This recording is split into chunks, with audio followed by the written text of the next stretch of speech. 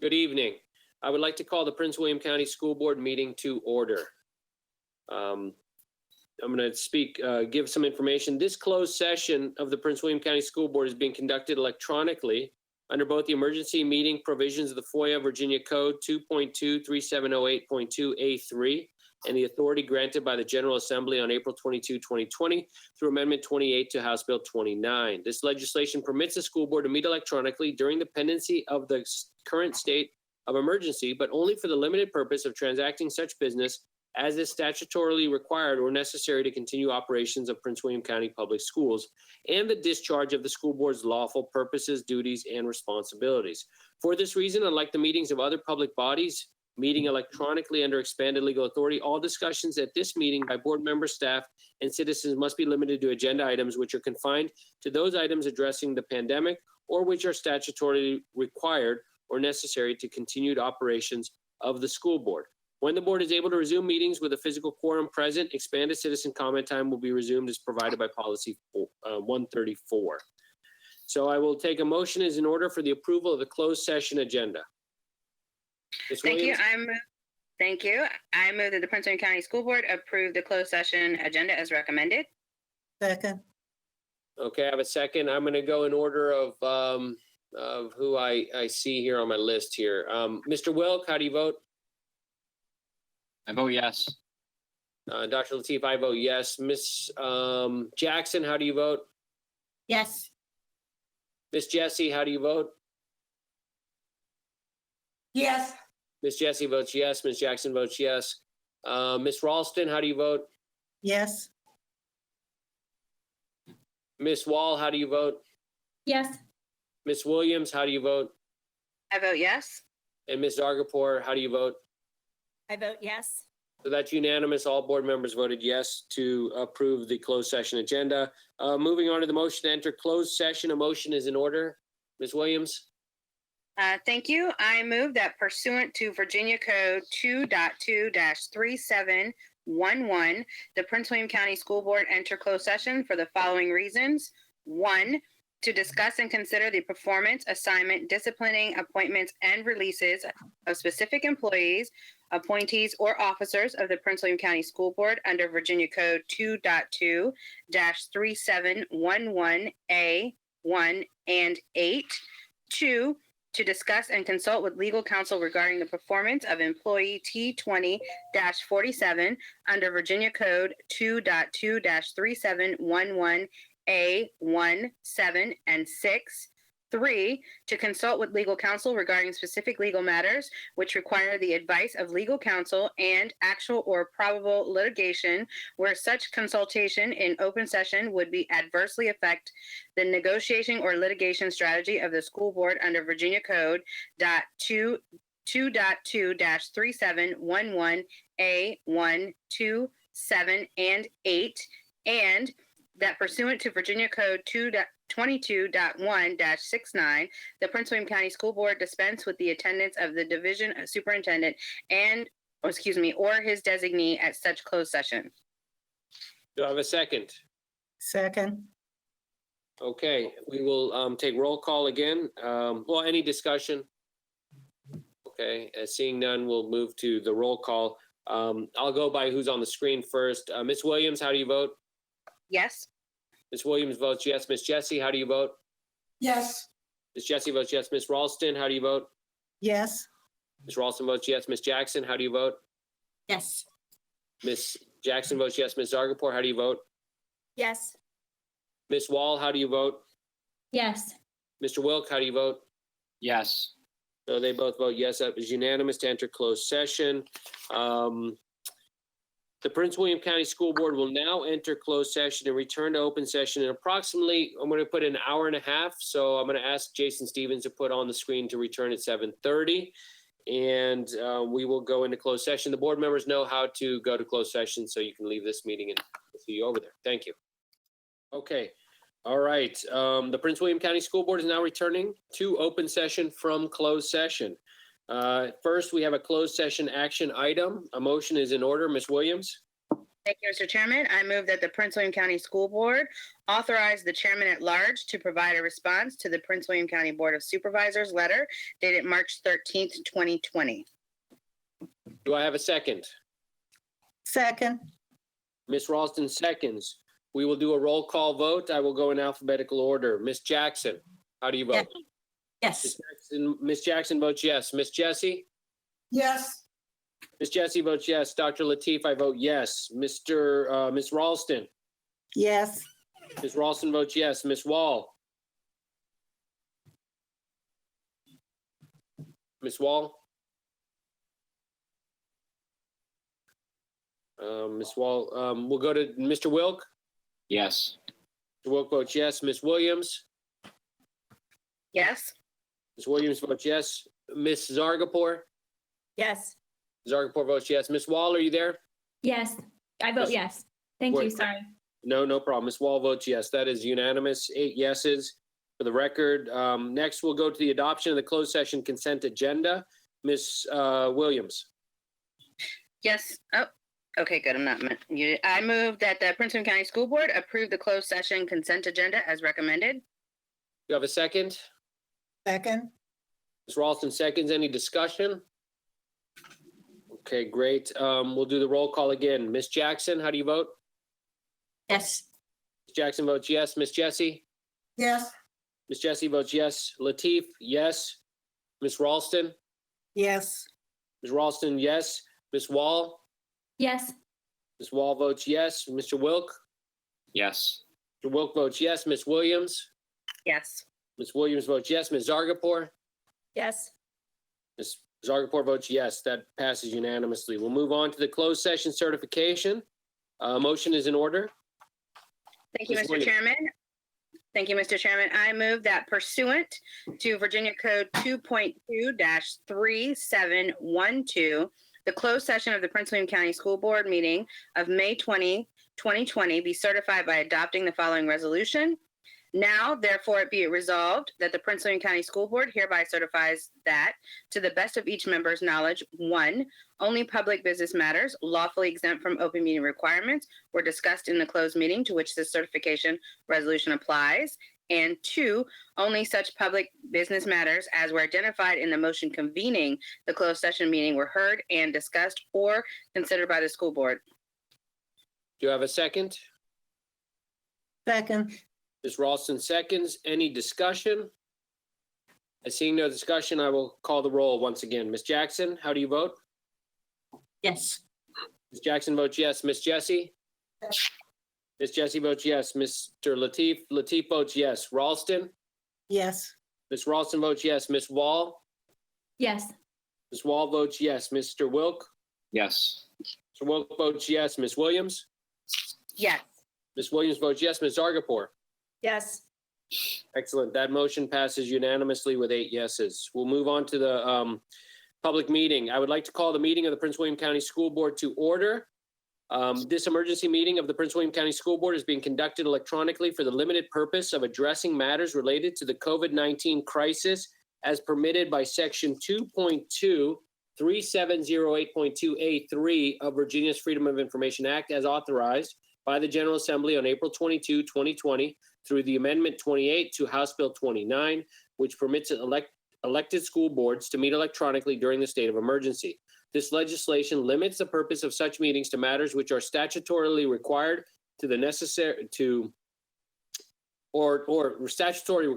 necessary to continue operations of the Prince William County Public Schools and the school board's discharge of its lawful purposes, duties, and responsibilities. Accordingly, the agenda for this school board meeting is confined to items addressing the COVID-19 emergency as it affects the PWCS and/or matters which are statutorily required or which the school board deems necessary to the continued operations of the school division. For this reason, unlike meetings of other public bodies, all discussions by board members, staff, and citizens must be limited to agenda items during such time as the school board conducts electronic meetings during the state of emergency. While the school board very much welcomes citizens' input and is now able to accommodate the citizen comment portion of the meeting through means of electronic communication, citizens like board members may only address specific agenda items which fall within the limitations imposed on electronic meetings by Virginia law. The school board encourages public input through other means as detailed on the PWCS website. Next, we'll move to the Pledge of Allegiance. Ms. Zargarpur will lead us in the Pledge of Allegiance. I pledge allegiance to the flag of the United States of America and to the republic for which it stands, one nation, under God, indivisible, with liberty and justice for all. Okay. Thank you, Ms. Zargarpur. Next, we'll move to the 12.01, which is the approval of the public meeting agenda. This is an action item. Motions in order, Ms. Williams. Thank you, Mr. Chairman. I move that the Prince William County School Board approve the public meeting agenda as recommended. Do I have a second? Second. Ms. Ralston seconds. Any discussion? Seeing no discussion, we'll call the roll. Ms. Jackson, how do you vote? Yes. Ms. Jackson votes yes. Ms. Jessie, how do you vote? Yes. Ms. Jessie votes yes. Lateef, I vote yes. Ms. Ralston? Yes. Ms. Ralston votes yes. Ms. Wall? Yes. Ms. Wall votes yes. Mr. Wilk? Yes. Mr. Wilk votes yes. Ms. Williams? Yes. Ms. Williams votes yes. Ms. Zargarpur? Yes. Ms. Zargarpur votes yes. Next, we will do the adoption of the consent agenda. There are motions in order. Ms. Williams? Thank you, Mr. Chairman. I move that the Prince William County School Board approve the public meeting consent agenda as recommended. Do I have a second? Second. Ms. Ralston seconds. Excellent. Any discussion? Seeing no discussion, I will call for the roll. Ms. Jackson, how do you vote? Yes. Ms. Jackson votes yes. Ms. Jessie? Yes. Ms. Jessie votes yes. Lateef, I vote yes. Ms. Ralston? Yes. Ms. Ralston votes yes. Ms. Wall? Yes. Ms. Wall votes yes. Mr. Wilk? Mr. Yes. Wilk? Mr. Wilk votes yes. Ms. Williams? Yes. Ms. Williams votes yes. Ms. Zargarpur? Yes. Ms. Zargarpur votes yes. Excellent. So that passes unanimously as well. We will move on next to the first time we're going to try this, the citizen comment time by electronic means. So I'll read this to you all. The citizen comment time will be reinstated on a limited basis beginning with the May 20th, 2020 school board meeting in order to allow public comment through electronic means during the state of emergency. Due to pressing board matters resulting from the current crisis and legal restrictions on school board's agenda, the first 15 citizens who have signed up all in advance with the school board clerk via email no later than 5 p.m. Monday, May 18th, may address the school board virtually on agenda items only through the following procedures. 1, comments will be limited to 2 minutes. 2, citizens who sign up to speak must identify for the clerk the agenda item which they will address and provide their name, home address, phone number, and email address. 3, the clerk will confirm by email whether the citizen is among the first 15 to sign up and provide instructions on how to log on in the meeting along with the rule of participation. And 4, citizens who are not among the first 15 will be notified and are encouraged to submit their comments by email to the clerk, who will share them with the school board. For this reason, unlike the meetings of other public bodies meeting electronically under expanded legal authority, all discussion at this meeting by board members, staff, and citizens must be limited to agenda items which are confined to those items addressing the pandemic or which are statutorily required or necessary to continued operations of the school board. When the board is able to resume meetings with a physical quorum present, expanded citizen comment will be resumed as provided by policy 134. We have 4 citizens who have signed up to speak. I will call the first citizen's name, and Mr. Stevens will make sure that they're on. He's our IT expert specialist. Mr. Richard Jesse.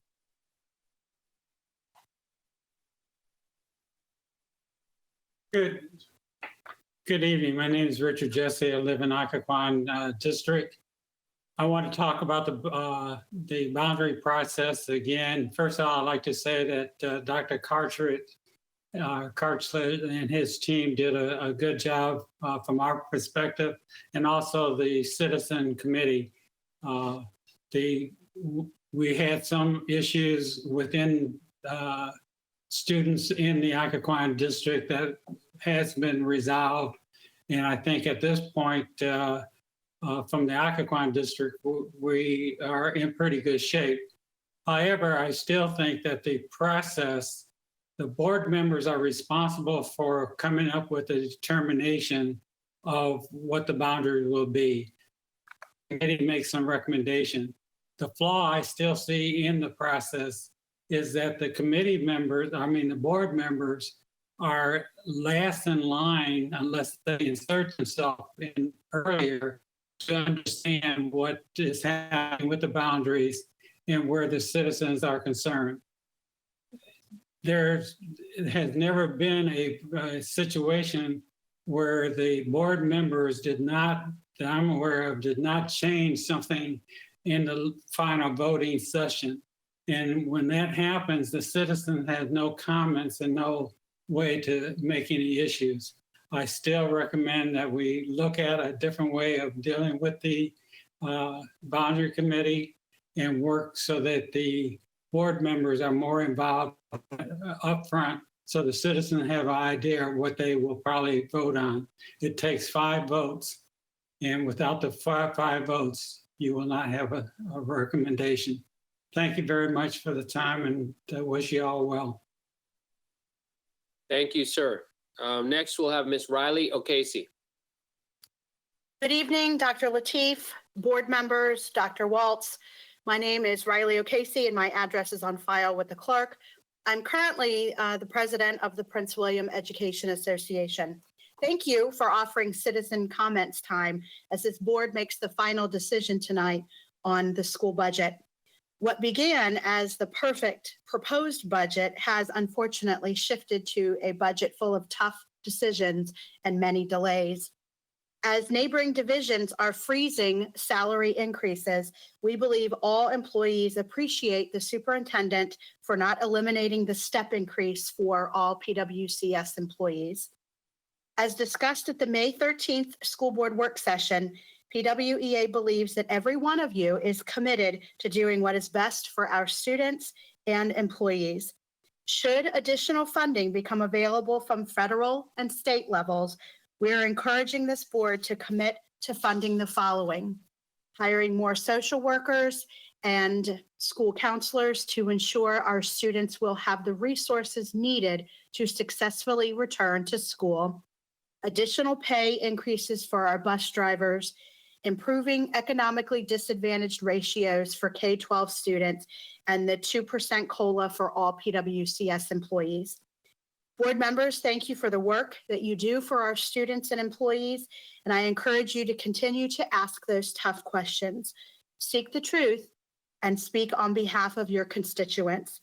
Please stay safe. Have a great evening. Thank you. Thank you. Thank you, Ms. O'Casey. Next, we have Mr. Guy Morgan.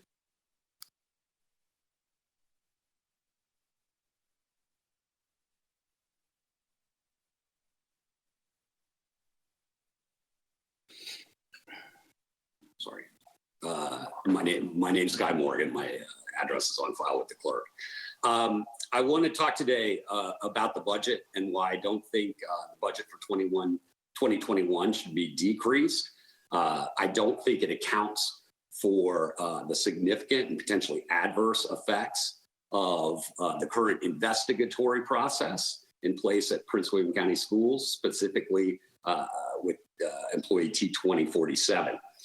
Without belaboring the past misrepresentations by the board, we're going to hire a lawyer to investigate this, but we didn't really. We hired an IT firm to do a summary review, or you, Mr. Chairman, going to the Board of County Supervisors and making public proclamations, positive proclamations about this employee's job performance while this employee was under active investigation by the school board.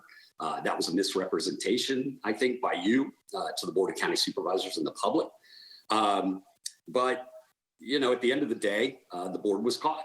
The board was caught trying to make a rig a system. And I think that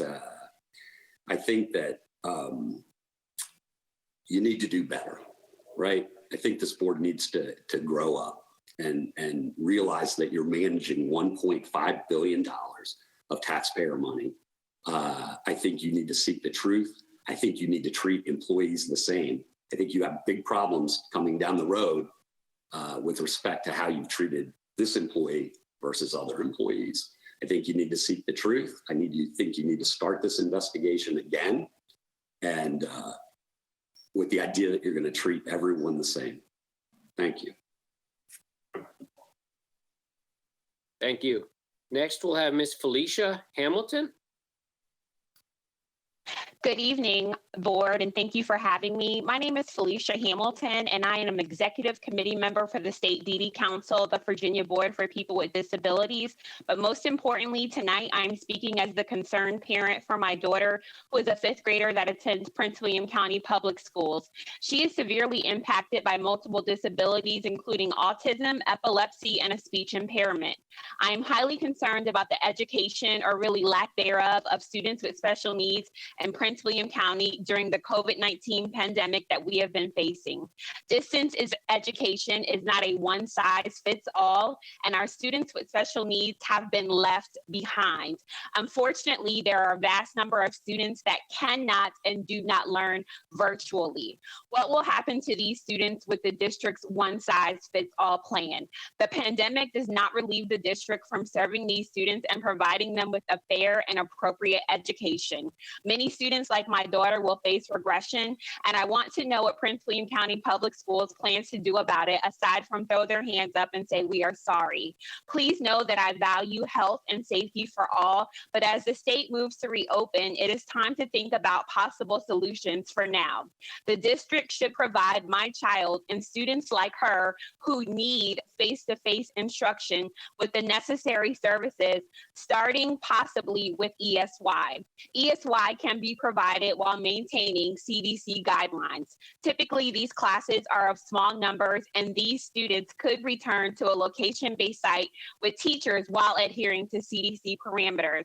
But students cannot be continued to be left behind while the sole responsibility is placed on parents and caregivers who are not experts. Please understand, this is not an insult to educators, as I am an educator myself, but please know we have to do something different for these students. Thank you.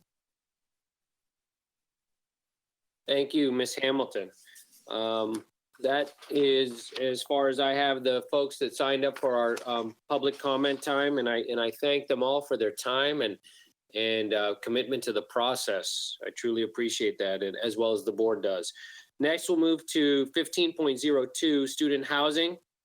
Middle school attendance area recommendations for 2021-22 Potomac Shores Middle School.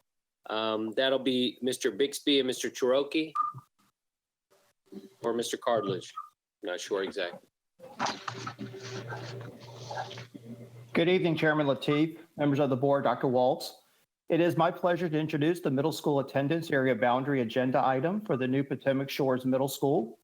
At this time, I'm going to turn the presentation over to Dr. Matt Cartledge, our Supervisor of Planning, for this evening's presentation.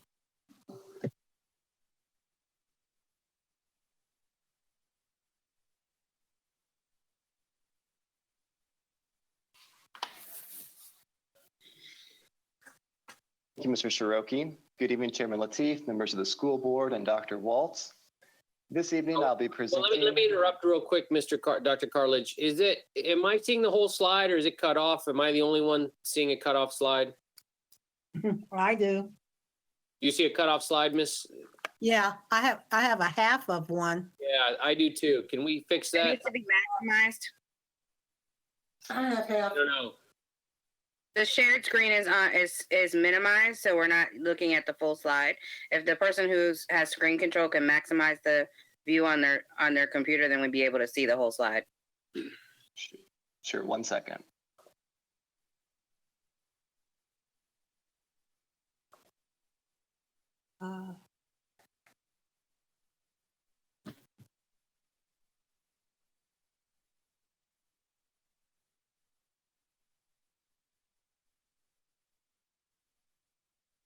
Still half. Okay.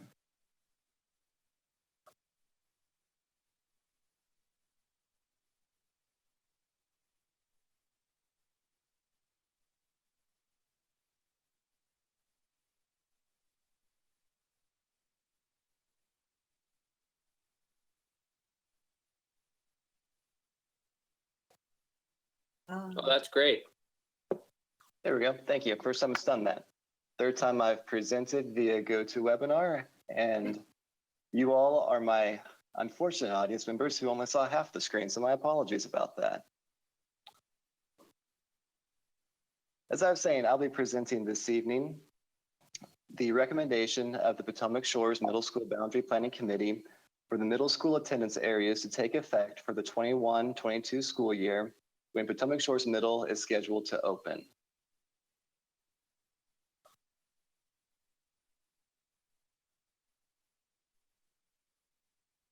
The sequencing of our presentation will follow a brief explanation of why this presentation is necessary, followed by forthcoming capital improvements in PWCS. We'll next discuss the process underway that helps PWCS utilize the additional seats for students that Potomac Shores Middle School will offer. We'll conclude with discussing the recommended middle school attendance areas drafted by the Potomac Shores Middle School Boundary Planning Committee. From this point forward, I'll just refer to them as the committee.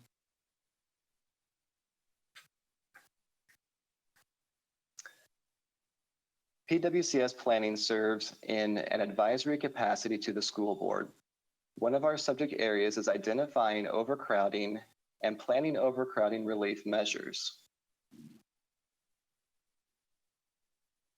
The request for portable classrooms by school principals to serve students because of overcrowding is an indicator of space constraints in a school.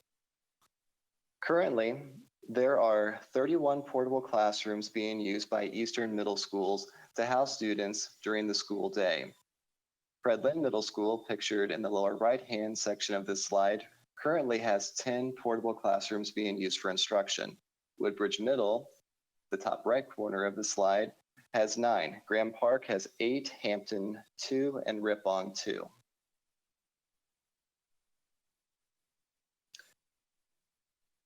Beyond the existing presence of portable classrooms at select middle schools in eastern Prince William County, our student enrollment forecast suggests overcrowding will be a continued concern at several middle schools in this region.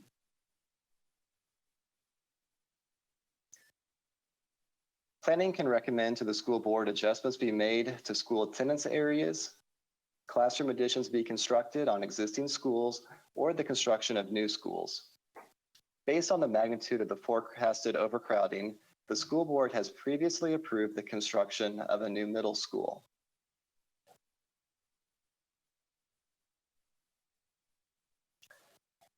Potomac Shores Middle will be a prototype or a floor plan not previously built in PWCS. Some of the features of it include an auditorium with approximately 800 seats, STEM spaces, maker spaces, as well as group activity rooms. The new school will be the second middle school to have an auditorium in PWCS behind Woodbridge Middle. The school will open with a capacity of approximately 1,462 seats, and it is scheduled to open for the 21-22 school year. As you can see on our slide, we have a couple of the architectural renderings of what the school will look like upon completion. The location of the new school is near the intersection of Woods View Drive and River Heritage Boulevard. If you were to approach the site from Route 1, driving southeast on River Heritage Boulevard, you would first pass Covington Harper Elementary on the left, just before passing St. John Paul the Great Catholic High School, also on the left, then the Ali Krieger Sports Complex, and then at that point, you would reach the new school on the right-hand side of the road. Access for this school will be from Woods View Drive.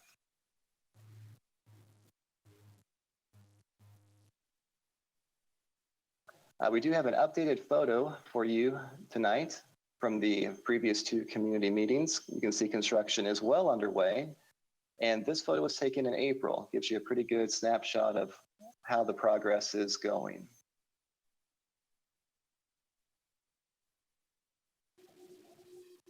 School attendance area planning and PWCS follows the school board's process and its ability to leverage pupil assignments. School Board Policy 264 is the governing doctrine that allows for public school divisions in the Commonwealth of Virginia to establish pupil assignments to a specific school. It is accompanied by School Board Regulation 264-1 that serves as a metaphorical roadmap for the process. We will discuss both briefly in the upcoming slides.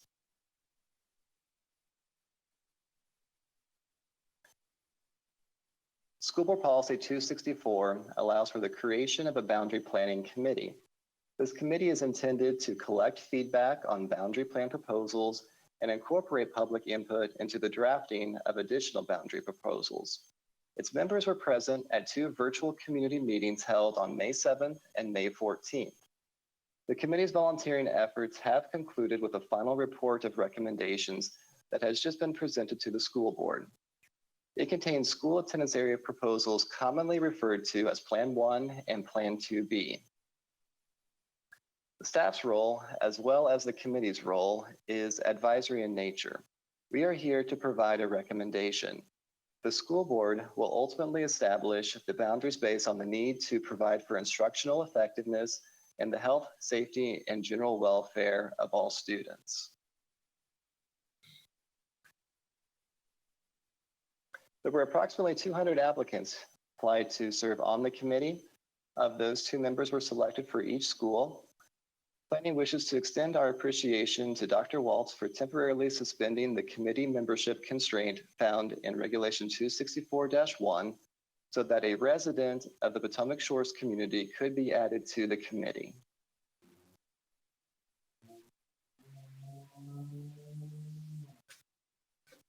The responsibilities of the Potomac Shores Middle School Boundary Planning Committee, as mentioned a moment ago, and outlined on this slide, are considerable and demanding. Staff would like to extend a sincere thank you to the committee for all of its work crafting these 2 recommendations. We also greatly appreciate their willingness and their flexibility to conclude the boundary planning process all through virtual meetings.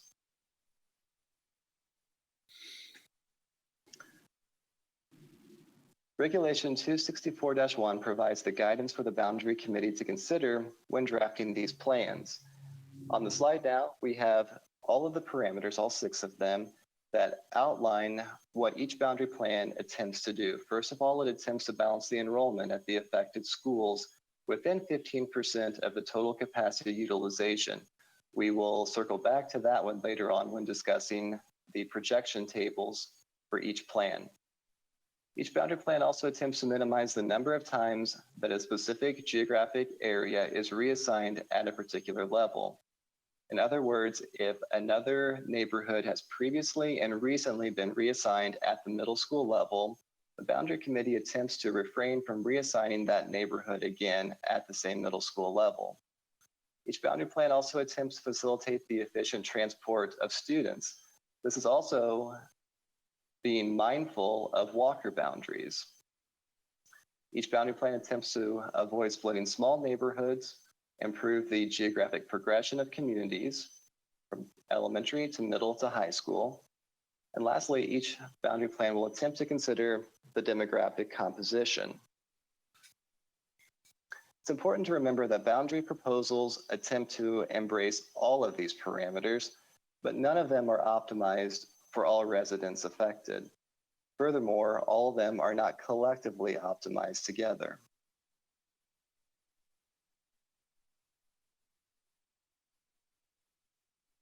In this particular boundary planning process, we have embraced technology more fully than in the past by not only employing virtual meetings, but also by more fully developing the online boundary portal. In fact, 2 portals have been created and are running concurrently. One is provided in English while the other is entirely in Spanish. We couldn't have made these efforts to reduce language barriers without the help of PWCS's translation services team. On the slide now, there are corresponding links. Please note that if you visit these portals off of this link, they are case sensitive. Additionally, you can point your smartphone at either one of the QR codes and it will take you to the corresponding portal. Our greater reliance on technology is also present in visually communicating the neighborhood level school assignments. Our planning team maintains a geographic data set of residential communities throughout PWC. We make efforts to use names posted on community signage or descriptive names when named communities are absent. Tab 4 of the portal as shown on this slide, underlays the recommended plans as shaded areas beneath the current middle school boundaries, and that's the thin orange line. And the communities are delineated by black dashed lines with the community name located in the center. Please note when you visit tab 4 on the portal, the community names layer is scale sensitive. If it isn't appearing, zoom in a few more clicks. In the provided final report of recommendations, a list is provided of the communities proposed for reassignment. This report is also available on tab 8 of the portal.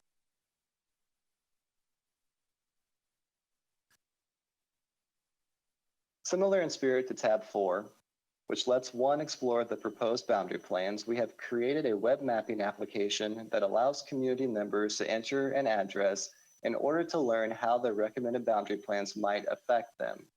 It functions quite similarly to Find Your School.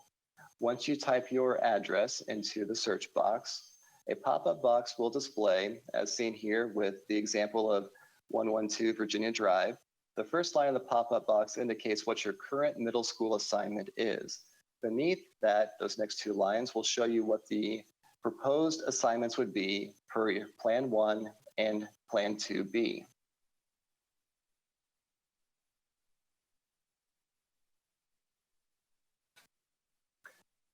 The committee wishes to present to the school board for consideration two boundary plans. They will be discussed in the order in which they were developed during the public input phase of the school board's boundary planning process. Although we're providing two small-scale maps of Plan 1 in the presentation, our recommendation is to review the neighborhood assignments in either tabular form, which is present in the provided final report of recommendations, or to explore the dynamic map on tab 4 of the portal that has the community names and outlines displayed. Additionally, the planning team is here to support the school board over these next few weeks. If you'd like to walk through Plan 1's features and gain insight to some of the committee's rationale behind those features, we're happy to do so virtually, of course. Our offer naturally extends to reviewing Plan 2B as well. The merits of the plan, such as transportation efficiency features or neighborhood progression features, are provided as a bulleted list in the final report of recommendations provided to you.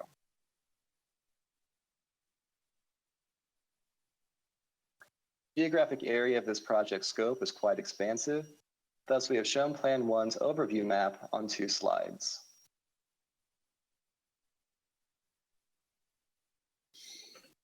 On the screen now is the projected number of students per Plan 1, as well as the demographic composition of the schools. The table is also provided in the final report of recommendations. The top half of this slide represents the figures associated with the current school attendance areas. The bottom half are the figures related to the proposed boundary changes associated with Plan 1. We'll quickly walk through the table from left to right. You have school name, school capacity for each school. Next to that is portable classrooms, and those data are filled in the top half of the slide because those are the number of portable classrooms currently present and being used for instructional purposes. We do not list projected numbers of portable classrooms needed at schools 2 years into the future. The allocation process of portable classrooms is done about 6 months prior to the school year when they will be needed. Next, in the students residing in attendance area on 9/30/2019, this portion of the table, we provided the total number of students residing within each attendance area and the percent of capacity utilization they alone would exert on their assigned school. It's a way to see what the school would be at without any student transfers. Additionally, the student demographics of these residing students are provided. LAP represents limited English proficiency students, those who are English learners. Percent economically disadvantaged represents the students who qualify for free or reduced price lunch. And the percent minority represents students who self-identify as non-white. These demographics are not projections. They are actual students who are present on September 30th of 2019. When we look at the bottom part of the slide for Plan 1, we see demographics data presented. Just want to reiterate that these are not projections of either LEP students or economically disadvantaged students, but rather These would be the resulting percentages if Plan 1's boundaries had been retroactively put in place on September 30th. We'll now move right across the tables. The short-range forecasts are inherently tend to be more accurate than long-range forecasts. In the year 23-24, it is projected that these middle schools collectively will reach 91.5% of combined capacity. This is what I'm circling back to the earlier regulation 264-1, that first parameter where it mentions that each must be within 15% plus or minus of the overall capacity utilization. Therefore, no school can be less than 76.5% of capacity, and no school can be greater than 106.5% of capacity and still be in compliance with this first parameter. The intent behind it, of course, is to not overburden one school while underutilizing others. The student enrollment forecast related to each school's capacity is represented as a projected capacity utilization on this chart. With the additional 1,462 seats offered by the Potomac Shores Middle School, attendance areas drawn as they are in Plan 1 brings all middle schools in eastern Prince William County within the scope of this project under capacity. You might notice that in just the first few years of Potomac Shores Middle School opening, it is projected to begin filling up as the Potomac Shores community yields more students from its growing number of housing units. Plan 2B is the latest plan created by the committee, and it incorporates public input from the second community meeting that was held virtually on May 14th. The committee was receptive to feedback and placed a high value on transportation efficiency. For example, Plan 2B retains part of Woodbridge Middle School's Walker boundary by not reassigning houses along the greater Longview Drive area to Ripon Middle School.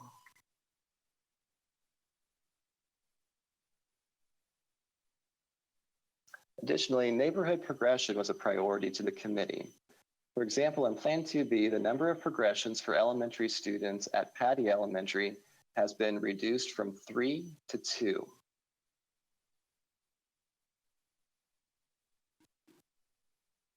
Provided now on your screen are the student enrollment forecasts and the associated demographic composition of students for each school, all per Plan 2B.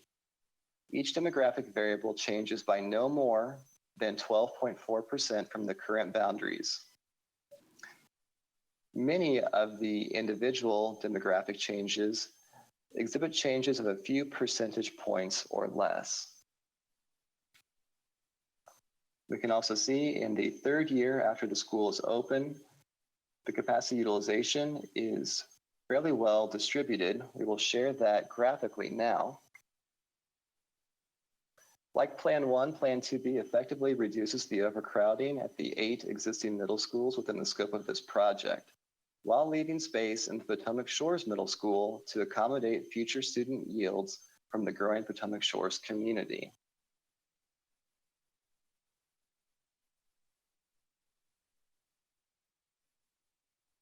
As our presentation nears its conclusion, we'll graphically compare the two plans as related to forecasted capacity utilization and student demographic composition.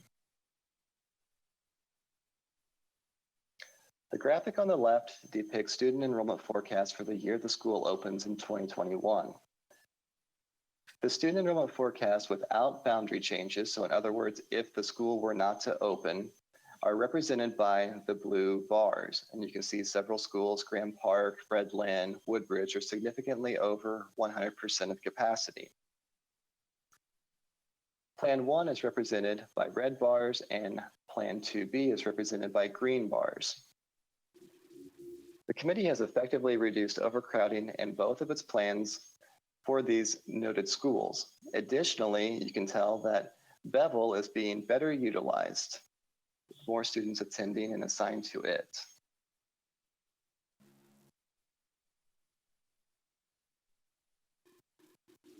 As mentioned earlier in Plan 1, each tract demographic variable changed by no more than 12.4%. In Plan 2, the change was 10.2% or less. Graphically, we can see that the variability among schools tends to be greater than the variability among the demographics associated with the current boundary, Plan 1 or Plan 2B.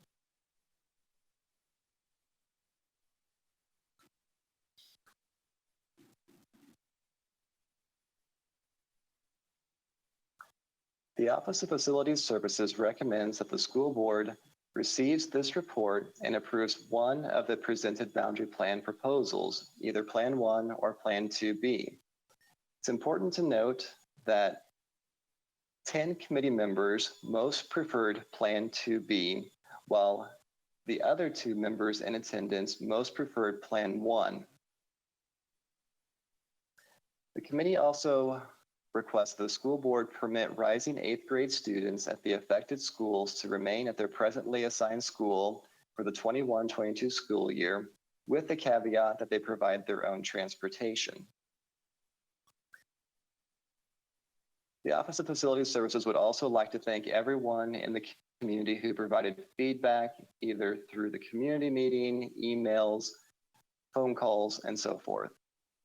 We also would like to express our appreciation for the guidance and assistance provided by the Office of Transportation Services, Translation Services, Office of Communication Services, and by the superintendent's staff.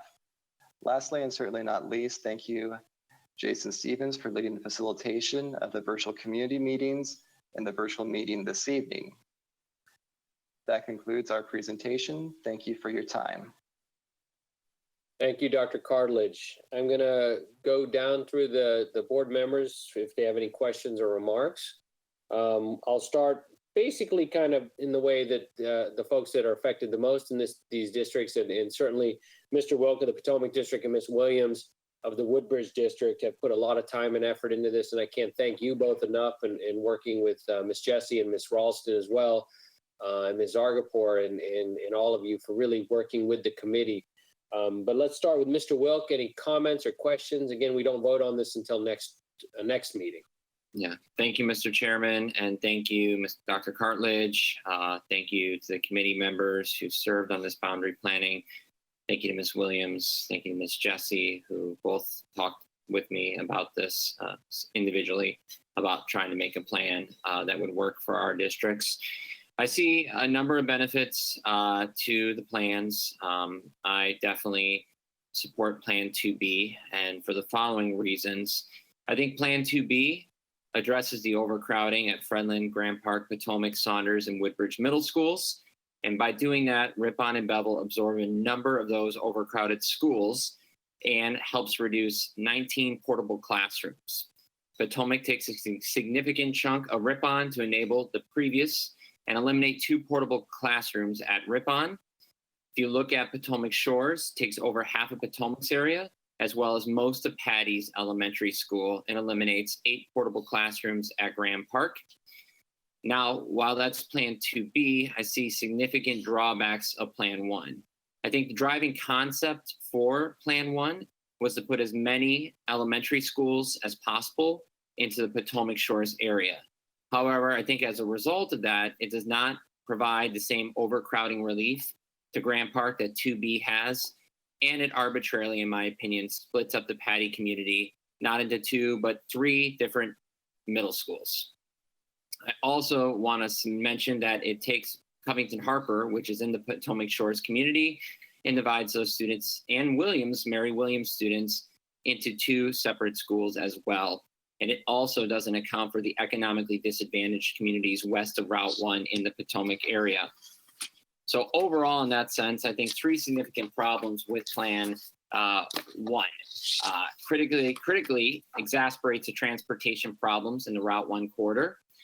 It requires Potomac to shed most of its area, including neighborhoods closest to Potomac, and sending them off to Potomac Shores. It takes part of Ripon, Grand Park, requiring the latter students from Patty to endure longer bus rides and commutes on congested 234 and Route 1. Finally, it also requires students from Newport, Neabsco Landings, Newport Estates, Port Potomac, Powell's Landing to be bused down Route 1 directly past Potomac to Potomac Shores. So further, the communities closest to the Potomac Middle School, Georgetown Village, Melody Landing, Potomac Ridge, River Oaks, Riverwood, are taken from Potomac and moved to Potomac Shores. The benefits I see to the Potomac District, specifically to some of my schools, as I mentioned, Covington Harper keeps all of their students progressing to the Potomac Shores Middle School, as opposed to Plan 1, which divides the students of Covington Harper. It keeps most of the economically disadvantaged at Covington Harper who live west of Route 1, progressing with their colleagues and friends to Potomac Shores, keeps Princeton Woods and the Virginia Commons communities united, and it eases transportation on Princeton Woods, Spyglass Hill, Virginia Commons as the buses travel down Allendette, River Heritage directly to the Potomac Shores community. To the Patty Elementary community, I mentioned again, it only divides Patty to 2 middle schools, Grand Park and Potomac Shores, as opposed to Plan 1 that puts them into Grand Park, Potomac, and Potomac Shores. Keeps 75% of Patty students together in 1 middle school. And looking at the community of Forest Park, we were looking at opportunities to potentially send them to Potomac Shores, but the additional 117 kids raises the numbers too high at Potomac Shores and reduces the number too low at Grand Park. Finally, I think it simplifies the transportation by minimizing time on Route 1. And when the 234 extension occurs and opens, it will eliminate all need for travel on Route 1. The final elementary school I want to mention is Swans Creek. Swans Creek, all students stay together in 1 middle school, Potomac Shores. And another issue is simplifying transportation for the majority of students who will no longer have to travel on Route 1. I want to mention again and thank the committee members, especially Mr. Colson, for helping me with summaries and better talking points in a sense to help succinctly lead me to the direction of supporting Plan 2B in 2 weeks. Thank you, Mr. Chairman. Ms. Williams. Thank you, Mr. Chairman. I too would like to extend my thank you to the Planning Department, the Boundary Committee, also again to Mr. Wilk and Ms. Jessie for working collaboratively to provide input into insight into each other's district. The school is located in Mr. Wilk's district. I have a significant amount of overlap with boundaries with Mr. Wilk, with students, neighborhoods, schools, us going back and forth with our constituent base in different schools. So I really appreciate the collaboration and the consideration shown by Mr. Wilk, and a slight overlap with Ms. Jessie's district. Again, collaboration there is just, I think it's been vital into us having the Planning Department be able to just present 2 options. In the past, we've had a lot more, and I think we've all been able to provide significant input up front, which has been a fantastic experience if you can have one in a boundary process. So I'm very much appreciative of that. I like the fact that there is still some room to grow at some of our middle schools, because I don't, as Potomac Shores will be developed, that will impact our middle schools in the surrounding area. And also we expect just as a whole to receive influx from Amazon, other companies, and other communities in the surrounding area, continuing to develop around like Woodbridge Middle School, further into the Occoquan district, which will continue to impact our middle schools population. So I really appreciate that. I, at this time, am also favoring Plan 2B. I think it does the best job of distributing our student population as much as possible, with leaving room and space for transfers and growth. I know that the plan does not make everyone quite happy, but I think it does a very good job of balancing all of our student populations. And I'm especially sensitive to leaving room for our student transfers, because it's generally the first time we see a lot of students transferring to specialty programs. And I think it's important to leave room for that opportunity for our students. I am especially glad too that traffic has been taken into consideration. Route 1 is, yeah, it's just a hot mess. I mean, I live off of Route 1, so there's no nicer way to put it. Not only is it impacted with daily traffic when we go back to our normal lives, but there's a significant amount of construction that is occurring now and will be occurring for the next several years. So I appreciate everyone's understanding of that, of everyone who's involved in this process. I look forward to the vote next meeting and welcome any continued input from my constituent base if there is some. I don't want anyone to feel at this time that their voices have to be silenced if they notice something that we don't. I think this is a good opportunity to bring it forth for everyone to be able to see. So please, if you have any thoughts or any further concerns, bring those to our attention so that we can address them as time progresses and be ready to vote at our next meeting. So thank you very much to everyone. Thank you, Ms. Williams. Ms. Jessie? Well, another boundary meeting, huh? Love this, Dr. Cartledge.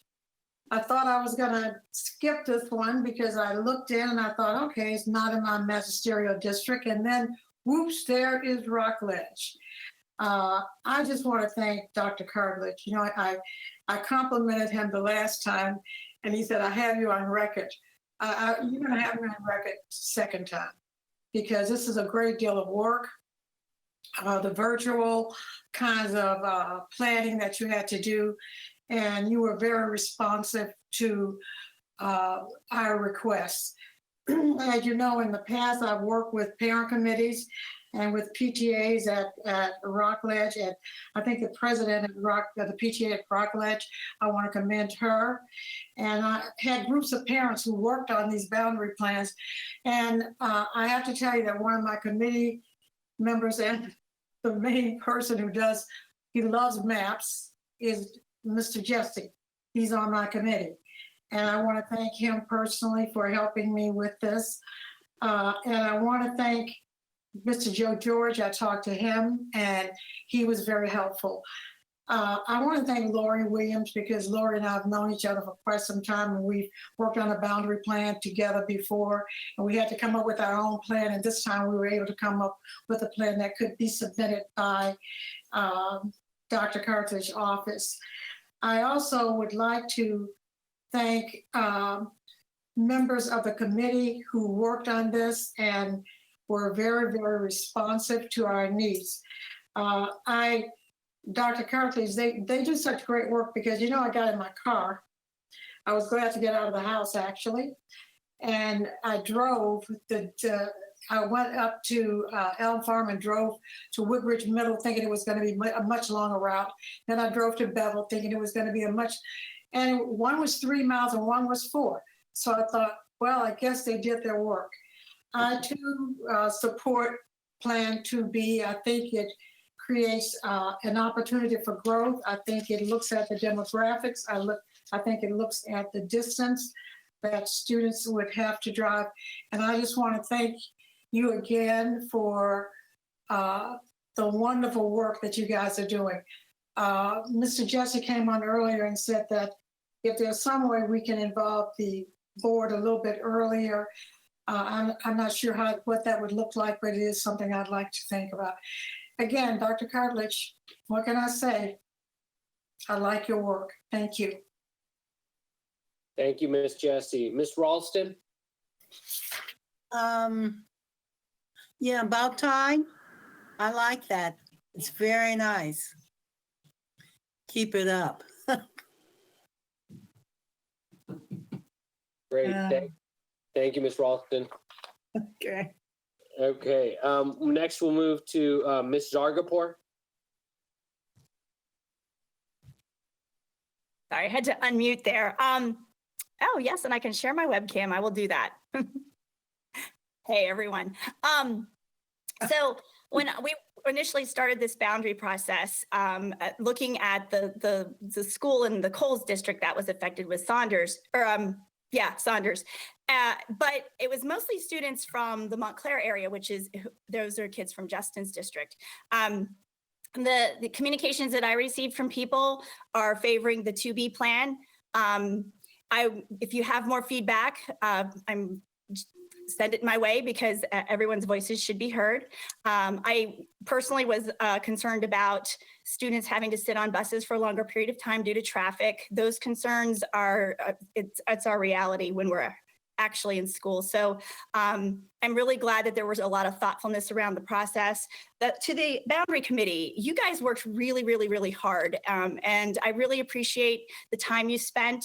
I'm not sure if we haven't heard all the voices yet. So I want to make sure that people know that they should be emailing us with anything that they like I believe it was Ms. Williams said, if you see something that we're not seeing, make sure that we get that information so we can be really informed about our decisions. But thus far, it looks like 2B is the plan that most people are happy with, and it satisfies the needs of most of the communities involved. So I will leave you with that. Thank you.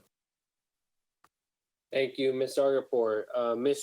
Wall, I'm sorry, let me go to Ms. Jackson and then Ms. Wall. Ms. Jackson. Hi, thank you to the committee and Dr. Cartlidge. I really appreciated watching the systematic approach to collaboration and the planning, and I'm a big fan of charts, so that was very helpful, so thank you. I also am looking forward to working with the board and hearing from more constituents, so thank you so much. Ms. Wall. Yes, Dr. Lateef, thank you.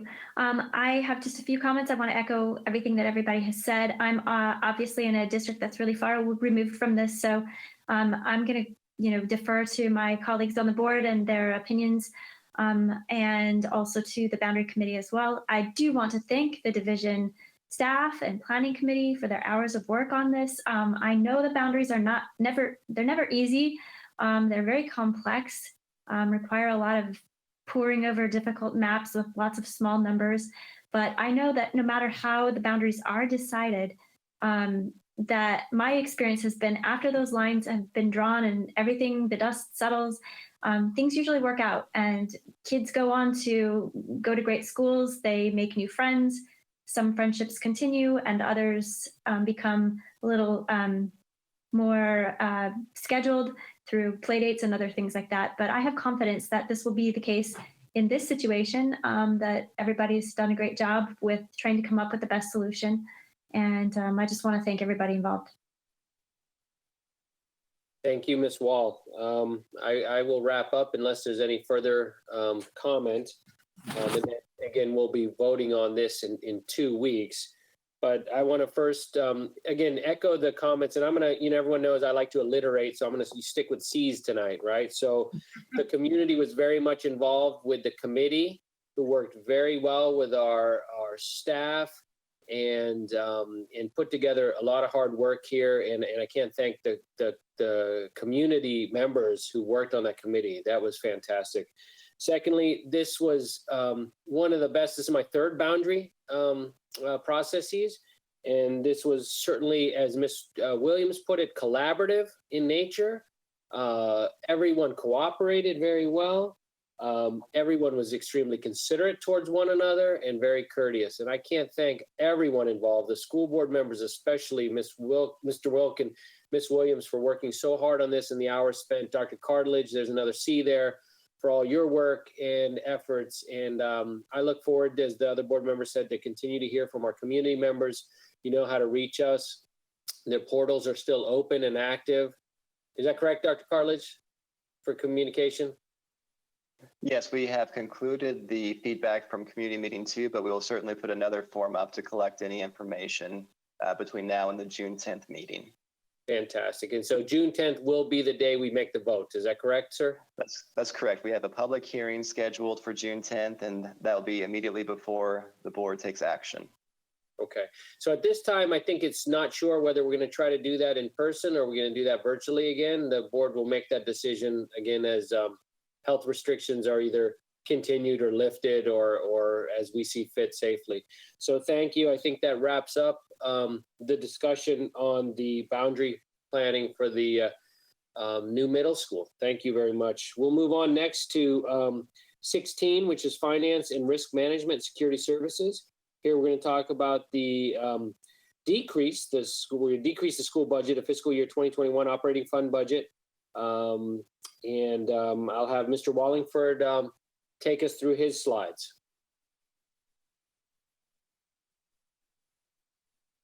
And Jason, I think you might have that slide deck ready to go. Yes. So, Can you hear me, Dr. Lateef? Yes, sir. It's all yours.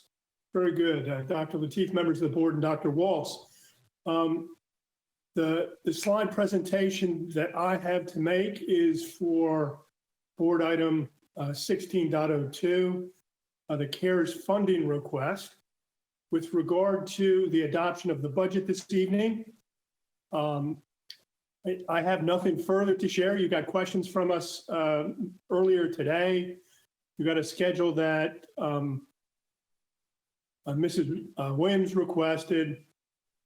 And at this point, we can either vote up or down on the budget as it stands, or Dr. Lateef, if you want to take it off and make some suggested changes, we could certainly do that.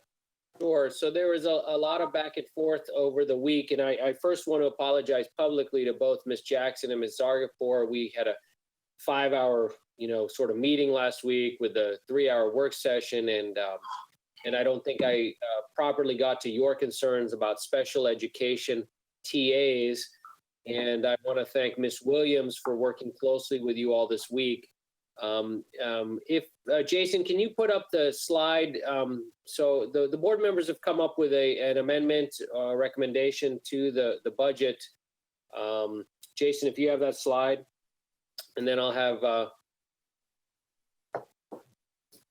while you're looking for the slide. Was that the 1601 slides that you're referring to? Yes, sir, I think so. Correct. Yes. Yeah.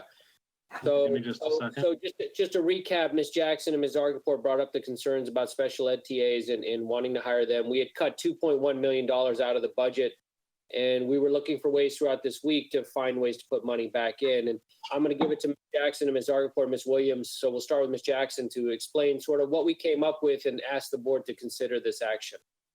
Ms. Jackson? Yes, at the last meeting, we talked about the importance of the lawyer and hiring the lawyer. And then we went back and we were considering the needs also in the schools. So I, speaking for myself, feel the lawyer is important, but I was wondering if we could substitute, if the lawyer position for some TA positions.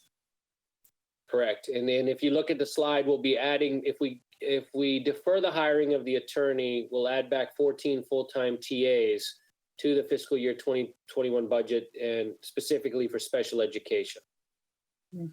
Ms. Zargapur?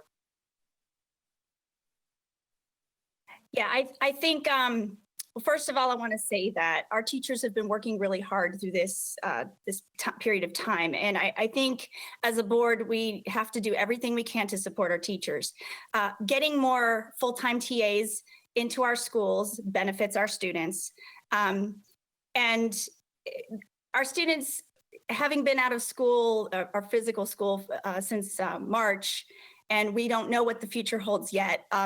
This is something we can definitely do for our students and for our staff, providing jobs, giving our kids the support they need, and it's direct impact. So I think that's a really important thing that we need to be focusing on. There's so many things that we are able to do here in Prince William County. We're lucky. We're able to do the step increase. And I want to continue those things that we can do as we move forward. So I'm excited that we were able to defer the attorney and get some at least 14 more positions. Thank you for all the work that everybody has been doing on this. And I know it's going to make a difference in a lot of people's lives. And I'm just grateful. Thank you. Thank you, Ms. Zargapur. Ms. Williams? Thank you, Mr. Chairman. I also would like to extend my thanks deeply to Ms. Jackson and Ms. Zargapur. I was chief in championing the hiring of the attorney, and I still believe that it is a necessary investment for the school division. But we all know, and I've said countless times, special education is near and dear to my heart. After talking with Ms. Jackson and Ms. Zargapur, it makes more sense to me at this time, because of the unknown unknowns, to invest this money in hiring our TAs, with the fact that we know that when we do receive additional funds, that we can then hire the attorney. I think this is a case of looking at one subject from different lenses, because I was thinking of an attorney as far as what we would do on the front end if we had special education changes, the legalities of that. And there's so much, as I learned in my experience sitting on the board. And it was nice to have another set of lenses share what we need from a frontline perspective and how that's just as important and valuable, because I do believe wholeheartedly in supporting our teachers in any way possible. And not being one, it was really refreshing to have that conversation with Ms. Jackson and Ms. Zargapur. I also want to address that on the slide, there's the Green School Study. Some of us board members met with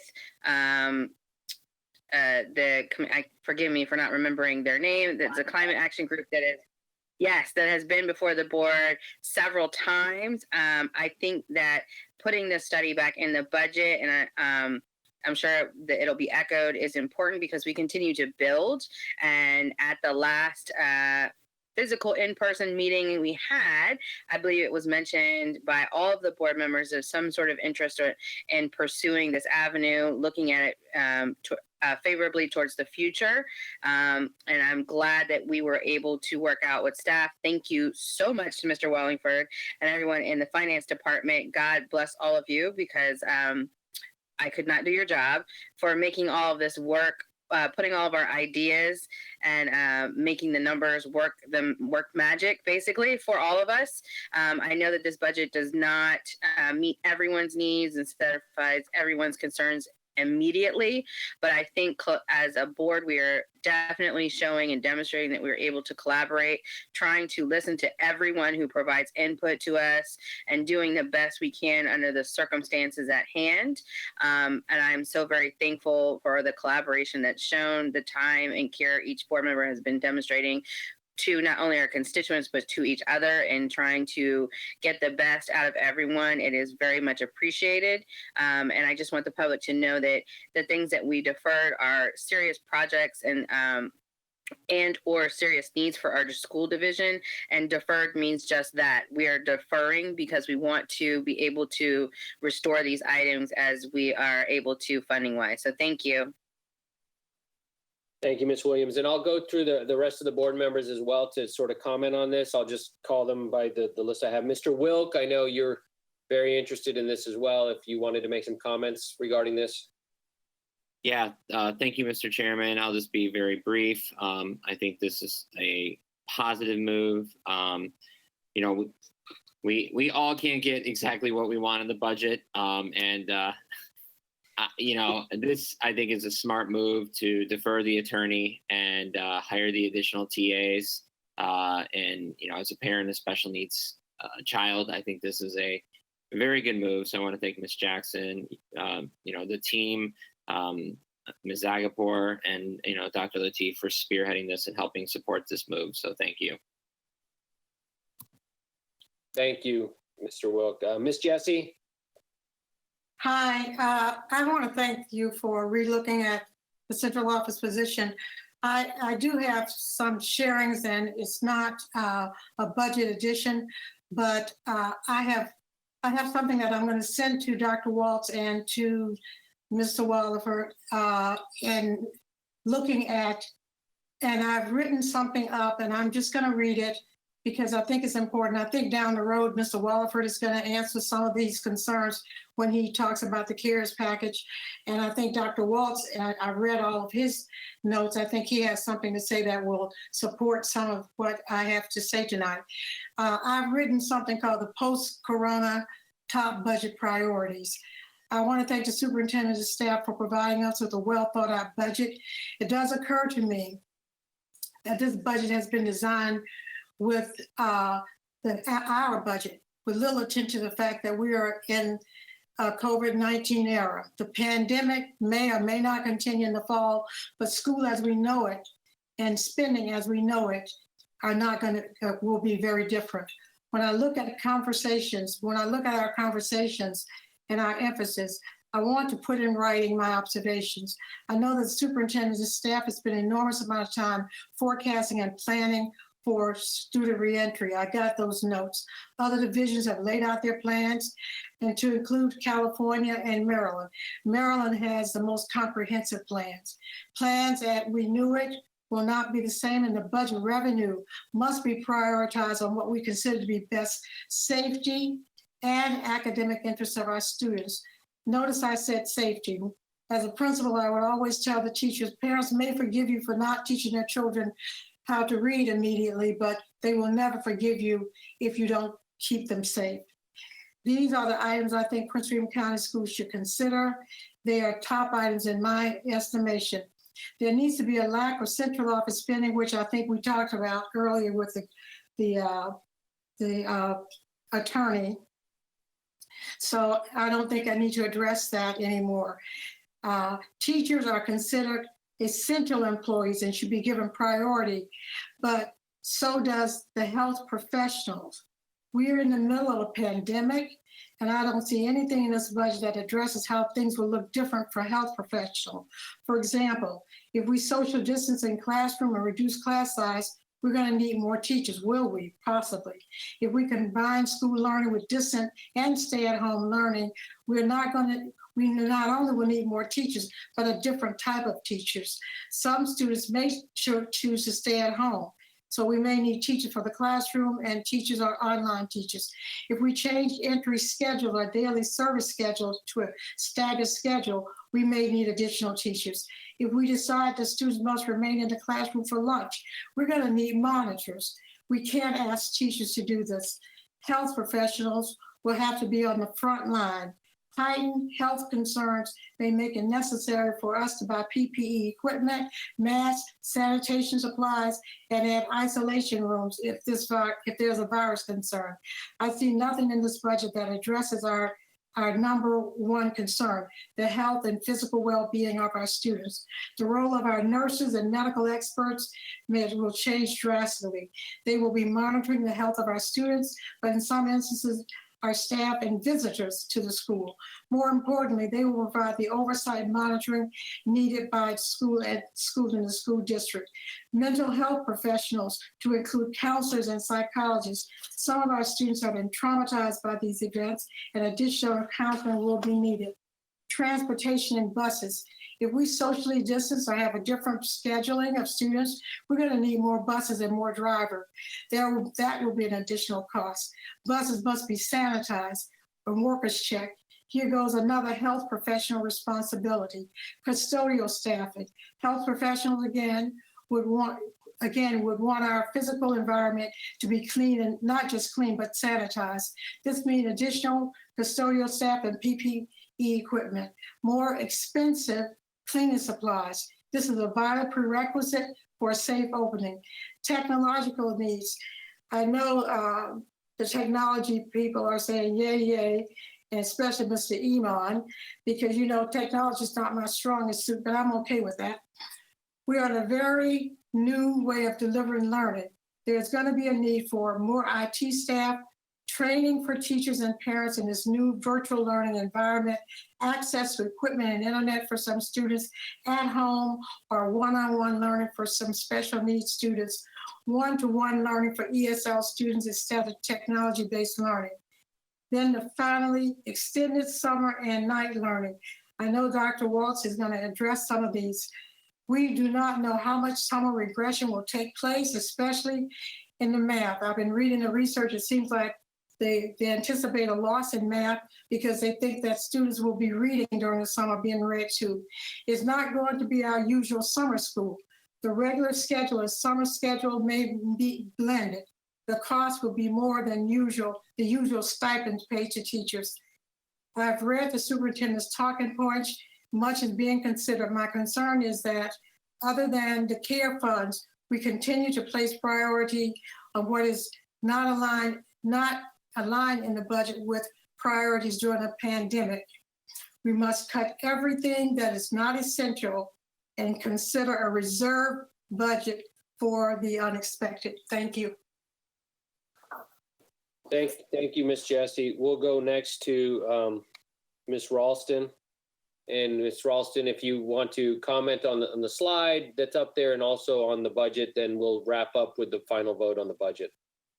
Well, I thank you very much. I just got finished looking at it some more, and I'm going to not take all night long to come up with anything. So I give it back to you. Thank you, Ms. Ralston. Ms. Wall. Thank you, Mr. Chair. I had just a few comments. I appreciate hearing from our teachers. I appreciated hearing from our teachers about their real concerns with salaries and other concerns. So thank you to our teacher community for your taking the time to give the board your input. I know that the financial uncertainty that we face right now is very real, and I feel like this budget does reflect what we can do at this time with the resources that we have available to us. So I think that's important to recognize. I support this move to put additional specialized or special ed TAs into the classrooms. I feel like it's important, especially considering the needs of our teachers and our special ed community, that we put as much of our available resource into the hands of the people who are delivering education for our children. And you know, they're very, very important. So I support this move. I also support this budget generally for a couple of important reasons. I feel like the emphasis on digital learning, technology support, and the learning management system and digital equity are all really important aspects of this budget. In this time of pandemic crisis, we have got to look forward and not backwards. We need to think of new ways of doing things, and technology is going to be really key, especially considering the fact that we do not know what our educational delivery method is going to be in the fall, and if it's going to even be consistent throughout the coming school year. So my comments are just that I support this move. I think this is a good budget considering the situation that we're in. Any money that we can save, I think we should. I echo Ms. Jessie's comments regarding how important it is to be fiscally conservative and responsible at this time. Thank you, Mr. Chair. Thank you, Ms. Wall. I'll go back quickly around because I let everyone else, you know, just talk generally about the slide. But since we should wrap up, anyways, let's go back to Mr. Wilk. Any thoughts on the budget, sir? Thank you, Mr. Chairman. Like I said, like the Rolling Stones song, we can't always get what we want. You want, I guess, or I want.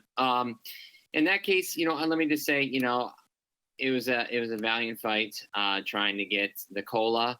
I think everyone knows that is something I passionately believed in even before running for the school board back in 2015 to get always a step in COLA as much as possible.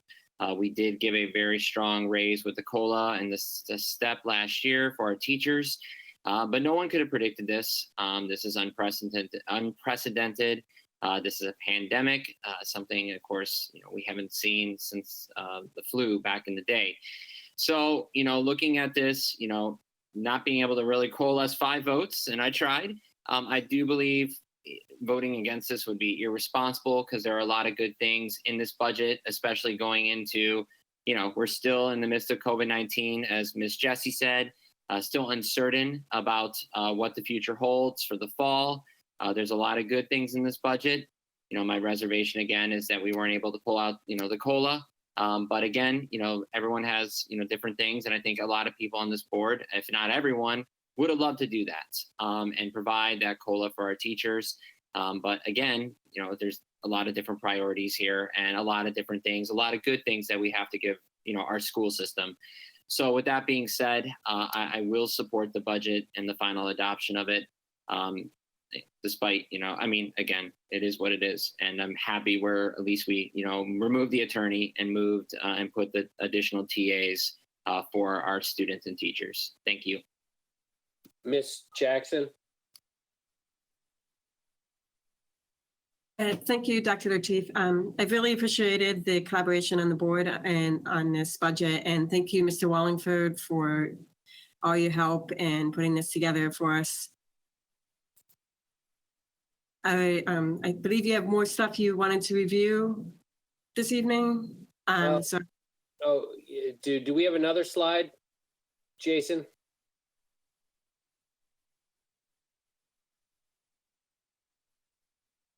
on this section or no? Yes, Mr. Chair, I just changed it. Just a sec.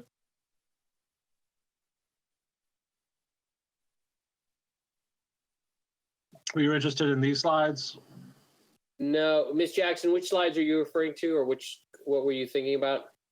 I just, if those adoptions that we just talked about, the previous slide, whether or not they were going to be included and what the final budget looked like was just general and consistent.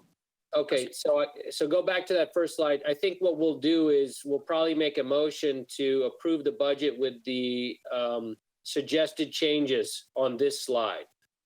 If everyone is okay with that, that would be the vote that we take to finalize the budget. I think we do that as one vote. Mr. Wallingford, I don't think we need to amend it. We can just say we are going to approve the fiscal year 21 budget with the board member suggested changes on this slide. Can I do it that way? Dr. Lateef, can I have a comment, please, Mrs. Jessie? Sure. Okay, I just want to comment on down the road as we look at this deferment plan. I'm not sure what it is. I really want the superintendent and his staff to really look at healthcare needs and mental health needs and psychological needs for students. I think it's something that's important. And I don't know what this hazard pay is, but when I look at teachers, they're going to be on the front line. And I don't think you've lived until you try to socially distance a third grader or kindergartner. I don't think it's possible. But I think there are going to be issues that we need to anticipate, and maybe we can't give them a raise, but maybe we can in some way look at some way of compensating them and looking at their technological support needs, because they did come to me and say that they had problems with the technology. And I want to thank Lori and Ms. Zagapur and Ms. Jackson for getting together to talk about the teachers and deferring the hiring of the attorney. They knew that that was something that I had already expressed my concerns about, but I do appreciate the fact that we went back and re-looked at it. I think we just need to prioritize health and safety and the people on the front line, including our custodial staff and our buses. I don't know what we can do for those people. Maybe it's in this hazard pay, I don't know. But I just think we need to think differently. Thank you. Great, Ms. Jessie. Like I said, I'm gonna try to go around the room and make sure I collect everybody. So if you, rather than jumping in, it's just a lot easier because I can't see everyone. I will make sure I go through everyone, and then at the end, I'll say if there's any more comments. But Mr. Wallingford, can we go ahead and approve the budget in that way? Do we have to do anything else? The only thing we need to do is we need to make sure that the motion that's made includes the adjustments here on the slide and of the correct amount, which is on the board docs item. You can see it under the recommended action of $1,191,030,566. We need to make sure that's part of the resolution. Okay, is someone working on that to make that part of the resolution? While someone's working on that to make sure that's part of the resolution, I'm going to go to Ms. Zargapur, who I don't think I heard from on the entire budget. I just wanted to add that, the pre-COVID budget was it was really exciting, and there, things going on my screen here. It was very exciting to be able to pass the pre-COVID budget. But moving forward, a few things I absolutely believe. I believe that we can make sure that our teachers and our staff are taken care of. I believe we can prioritize the needs of our students. We'll work together to figure out what school is going to look like. And I have a feeling our budget's going to be a living, breathing document, and we're going to revisit it and we're going to tweak it when we can and all of that. So I'm actually looking forward to making sure that we're getting what our students and our staff need as we move forward. And that's all I'm going to say tonight. Wonderful. And then Ms. Ralston, do you have anything further to add? No. Okay, and then I think we've heard from everyone. Ms. Williams. So sorry. No, that's okay. So I just wanted to remind the public, I think Ms. Zargapur touched on it very eloquently and a little bit by Ms. Jessie. that, you know, this is the budget, the really the best that we can do under the circumstances, I truly believe. There is additional funding coming from the CARES Act that will address more specifically some of the emergency needs and the planning needs that we have related to COVID-19 and all that entails. And also with the state reviewing the budget at quarterly, I think they're at now is the time frame we were given. The Board of County Supervisors reviewing their budget quarterly. I think it's only our duty to do so as well, because we don't know, again, what we don't know. But I don't want the public to think that this is the end all be all for our budget or our finances. We don't know how much we may get if there is an additional stimulus passed. We do know that there's funding coming down the pike now, specifically to the county and directly to the school division from previous acts related to federal acts related to the COVID-19. So there's still some wiggle room in there to deal directly with our pandemic needs. I don't think it'll be sufficient to cover every single need we have, but no funding streams has seemed to do that yet, ever. But I think it will significantly help and help supplement the budget that we're passing or attempting to pass, I guess you could say, because I don't know the future this evening, depending on how the vote goes. So I just want the public to be mindful of that when we think about this budget in relations to our unknown future with opening or reopening schools. And there is some reserves, I believe, Mr. Wallingford, correct me if I'm wrong, but there is some reserves for PPE in this current budget right now. So I think that's a good building block for what we are doing in this budget, but also for what monies we may receive through the CARES Act and some additional money should the government decide to pass another stimulus package. Was that correct, Mr. Wallingford? There's some reserves? That is correct. We have, after the adjustments we made this evening, about $260,000 in reserve for PPE. Thank you. You've already spent $40,000 on PPE, correct? Right? That is correct. And then I'm gonna take the conversation to Dr. Waltz. We've yet to hear from him. Dr. Waltz, if you have any comments on the final passage or before the vote on the budget and or these changes or any thoughts you might have, please share them with us. Thank you, Chairman Lateef, members of the board. As you know, we had a fantastic budget that was unanimously approved, and we're all so very, very excited about it. I would say that there are still some things to be excited about this budget. There's over 100 new teaching positions in here. You made some changes tonight. And, you know, we have great people in our school division, and we will come back and revisit when we get these figures from county revenues and these updates from the state. And then we find out what we're going to be getting from the CARES Act. This will be changing dynamics. The good news about a school budget is it can be changed virtually at any time. So not that we'd want to go through this process, you know, every other meeting, but the fact remains that we will continue to keep a close eye and also make adjustments moving forward, absolutely with full involvement of the school board. So thank you, school board members, for your valued input. And again, thanks to our staff and Mr. Wallingford in particular and his great staff for basically preparing a double budget this year. Thank you. Yeah, good point, double budget. Okay. And any last comments, brief, if there are any? Ms. Jessie, I heard you trying to chime in. Are you okay? Hello?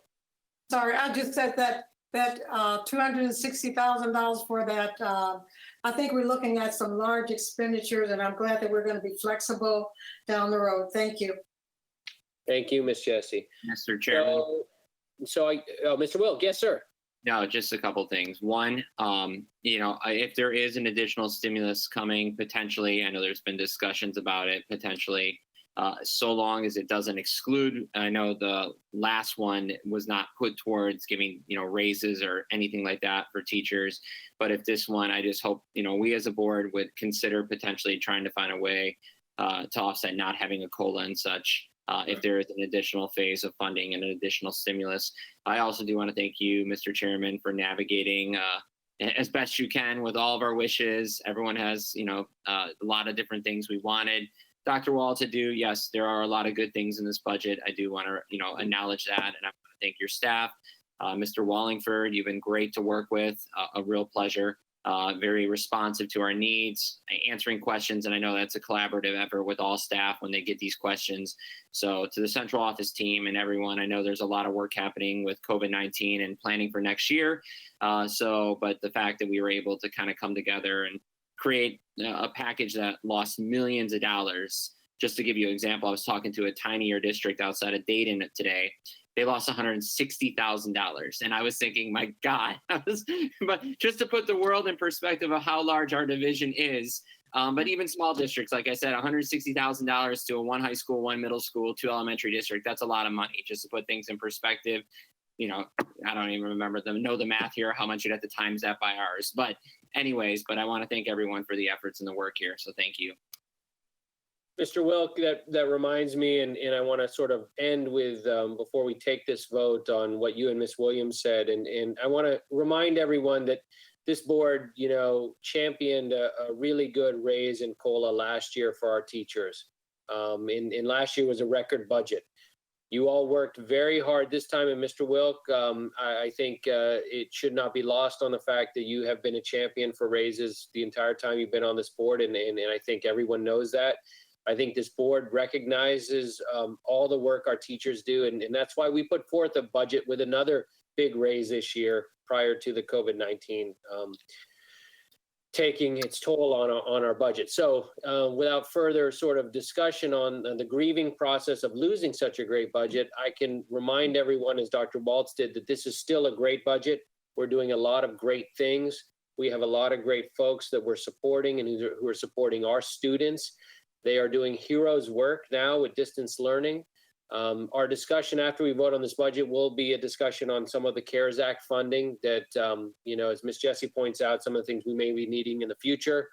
But all your comments tonight are duly noted, whether they were about healthcare, whether they were about, safety for our teachers and our staff, and whether they were about our salaries and the security of our division. So at this moment, I'd ask Ms. Williams to make the motion that addresses Mr. Wallingford's new number. Ms. Williams. Thank you, Mr. Chairman.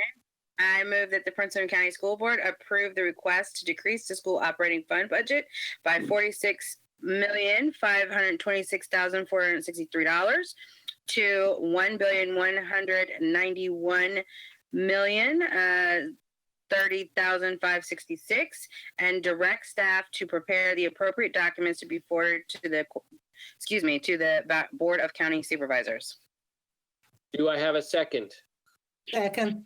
Ms. Ralston seconds the motion. Do we have any further discussion? One question, Mr. Wallingford, were those numbers correct? Those numbers address this slide? Yes, Dr. Lateef, those numbers were correct. Okay, excellent.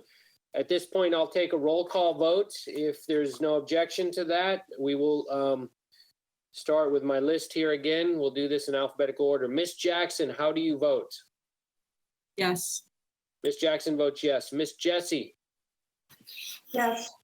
Ms. Jessie votes yes. Dr. Lateef, I vote yes. Ms. Ralston? Yes. Ms. Ralston votes yes. Ms. Wall? Yes. Ms. Wall votes yes. Mr. Wilk? For the support of the school system moving forward, I vote yes. Mr. Wilk votes yes. Ms. Williams? Yes.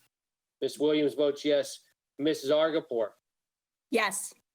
Ms. Zargarpur, yes. And that unanimously passes the modified budget for the fiscal year 2021.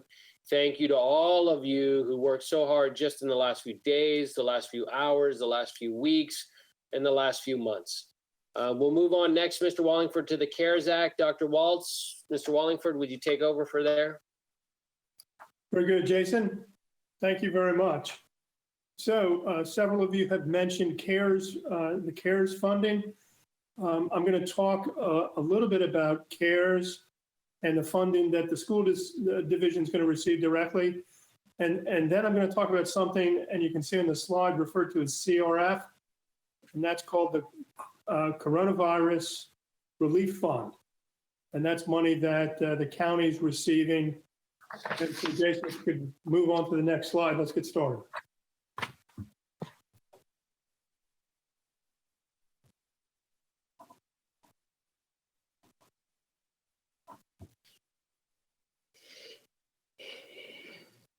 Jason, thank you. So there are two funding sources that people, at least in our world, refer to as CARES. The first is, and you've heard this number, it's $9.3 million. I think it's been mentioned at both of our last two meetings. That funding, the application process is beginning. Staff and finance have already gone through two webinars yesterday and the day before, making sure they know everything that they need to know about that process. And that $9.3 million is already incorporated into the budget that you adopted this evening, that modified budget. It's part of state revenues. So let's get started with CARES Act CFR money. This was, the CARES Act was passed, a month and a half ago now, probably. It's the same act from which we received the 9.3, and there was $150 billion appropriated nationwide for cities and counties. That CARES Act money are very specific. The use is more narrow than the 9.3 in funding that we're going to receive. And if you take a look at bullet number 3A, B, and C, it goes through the specifics of what that can be used on. And the window during which we can make those reimbursements is also much narrower. It's only about 6 to 8 months. The allocation that came to Prince William County, $41 million, just a little bit over $41 million. And what I'm putting forward this evening is the suggestion that that revenue should be split, just like other general county revenues are split, on a 57-43% basis, which would mean to the school division increased revenues of about $23.5 million. Next slide, Jason, please. So the point of this slide, and I'm not gonna read this to you and spend a lot of time on it, but what's important here is for these acts, for each one of these acts that's come out so far, there's a question and answer series of facts that are put out so that people can understand how that spending takes place. And these two facts that came from a letter from Aubrey Lane on, I think it was the 12th of May, that letter explicitly refers to use of this funding going to schools. And so, really the point of showing this to you isn't to go into the detail except to say this, that funding that we receive or that the county receives from the CARES Act should be used for things like, and I'll give examples, technology for distance learning. That's a perfect example of the kind of thing this funding should be used for. Standing up new curriculum and the curriculum development process that the instructional staff is going through right now. Those are the kinds of things that can be used. They're one-time expenditures, and they're perfect use for this kind of funding, and they're explicitly mentioned in these two facts that I've shared here. Next slide, Jason, please. And that's all I have. Thank you very much. Okay, Mr. Wall. Dr. Waltz, do you have anything to add? No, I do not. Okay, so I'm gonna go around the room again and or around the screen, however you'd like to call it.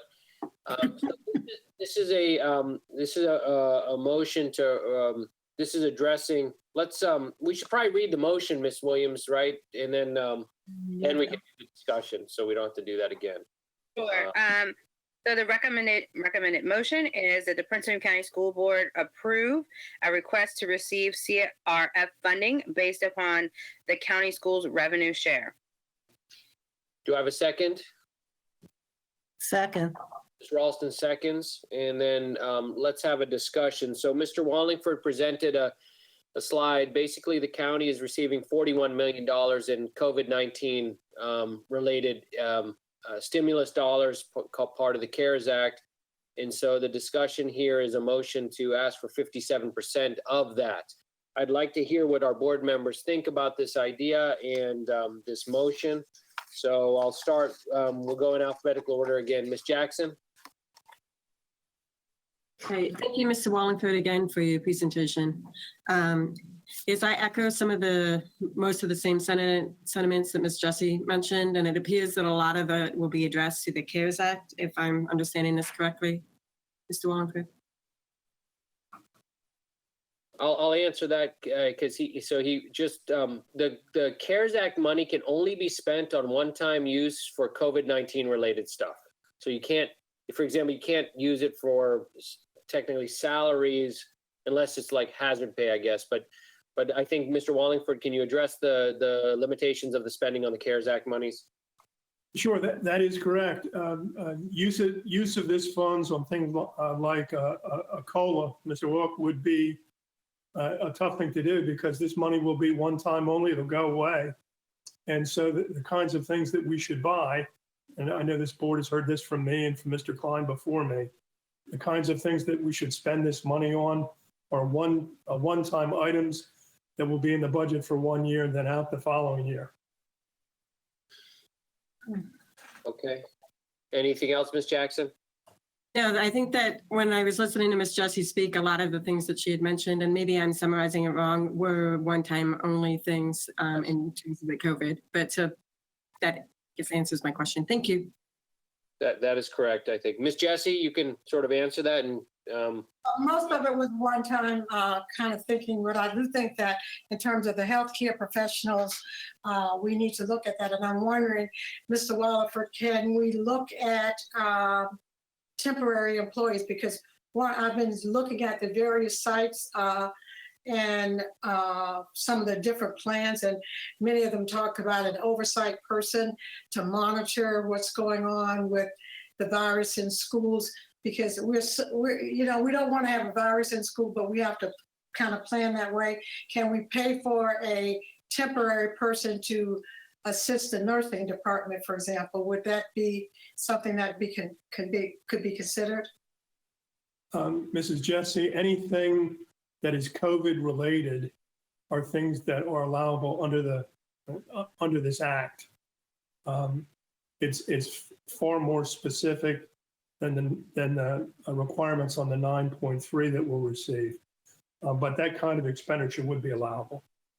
It would be, because I was surprised when I started doing the research how much this equipment and the PPE, how much it really costs. I'm sure Dr.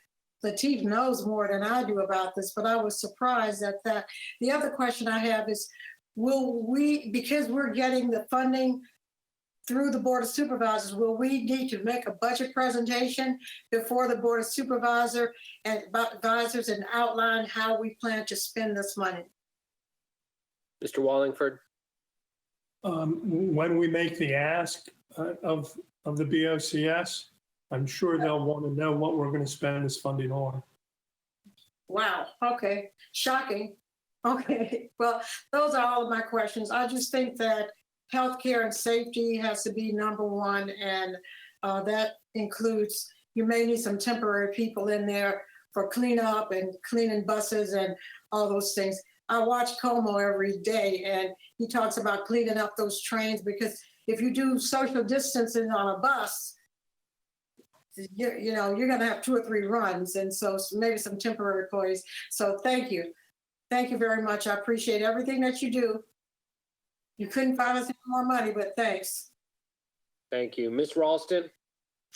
A little bit. How much money now was this coming to us? How much? If we ask for the split of the 41 based on our revenue share, it would be about $23.5 million. Would it make sense to take that money and find some other monies that we may still have? And because I just believe that it's just been too many people sick and too many people have died. So we need to kind of clean up behind all of this. But we have to find something to go along with that money. Because, it's not a lot. It's just some more money. Well, we're always looking for more money, Mrs. Ralston. I know. Thank you, Mr. Ralston. Ms. Wall? And you can use Yes, I think I support this idea. I think we have real needs that are different from what we expected before this budget process. And we still have very large unmet needs for technology as we try to roll out our technology resources to not just the high school students who don't have technology, but on down into the middle school and the elementary school levels. So I think COVID is requiring us to reprioritize our needs, and it makes sense that we ask the county to go along with the revenue sharing agreement, to honor the revenue sharing agreement amount. I believe that Board of County Supervisors values strong schools because, first of all, it's our students, it's our future. I also believe that strong schools help strengthen the economy. And if our schools are going to succeed and we are going to push forward and not lose a year of education, then we really do have some unmet needs that I think would be really wise for the county to share in that product or in that result. So yeah, thank you very much. Thank you. Mr. Wilk?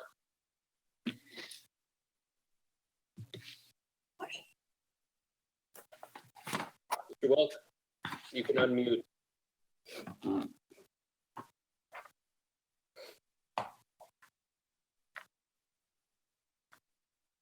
Are you there, Mr. Wilk?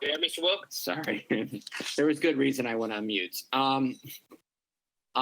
So yes, Mr. Wallingford, everyone, thank you. I echo the sentiments of my colleagues. So yeah, I did actually, I've looked into the CARES Act a lot. I've talked to actually the U.S. Department of Ed. Mr. Wallingford, are the reporting requirements, which were supposed to be established by every state, have they fully released like what individual districts have to report specifically on how they're spending the money yet? From my understanding a month ago, those guidelines had not been established fully yet. It was kind of like a little all over the place. And when it came to kind of the purchasing requirements, as long as they met the parameters of COVID-19 things like health, wellness, of that type of thing, I didn't believe. My understanding is even if I wanted to put it towards a COLA, I don't think teachers' salaries you can't spend it on teachers salary wise. You can't spend it on unions. Specifically, it states that in there. Interesting. So it does state a lot of that stuff with the COVID phase 3 funding requirements. So my question, is this a little different than phase 3, the Education Stabilization Act, or is this kind of along the lines of the requirements of what it can be spent for? So very good question. Mr. Wilk. Good food.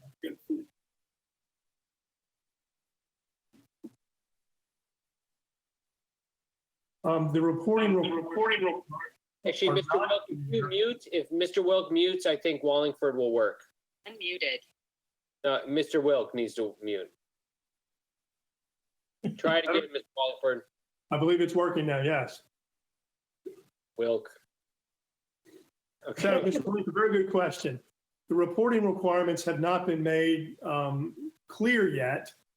What we've seen is information that says things like we need to be prepared for the federal government to review.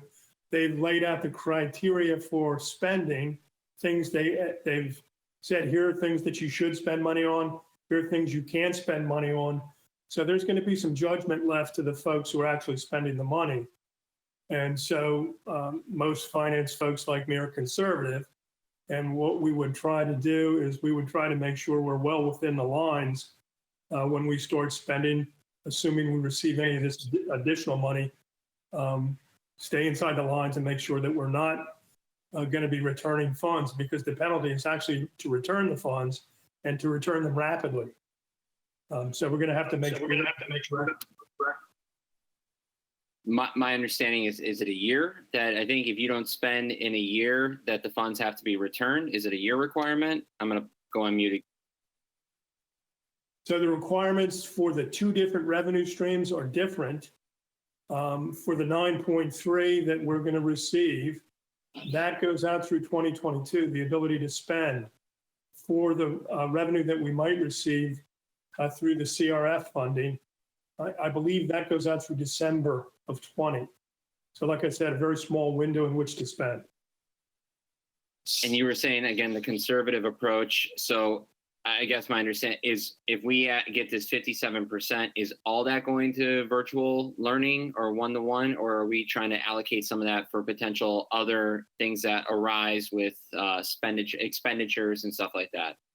So if we receive the $23 million, senior staff and Dr. Waltz would have to sit down and decide where we would allocate that funding to.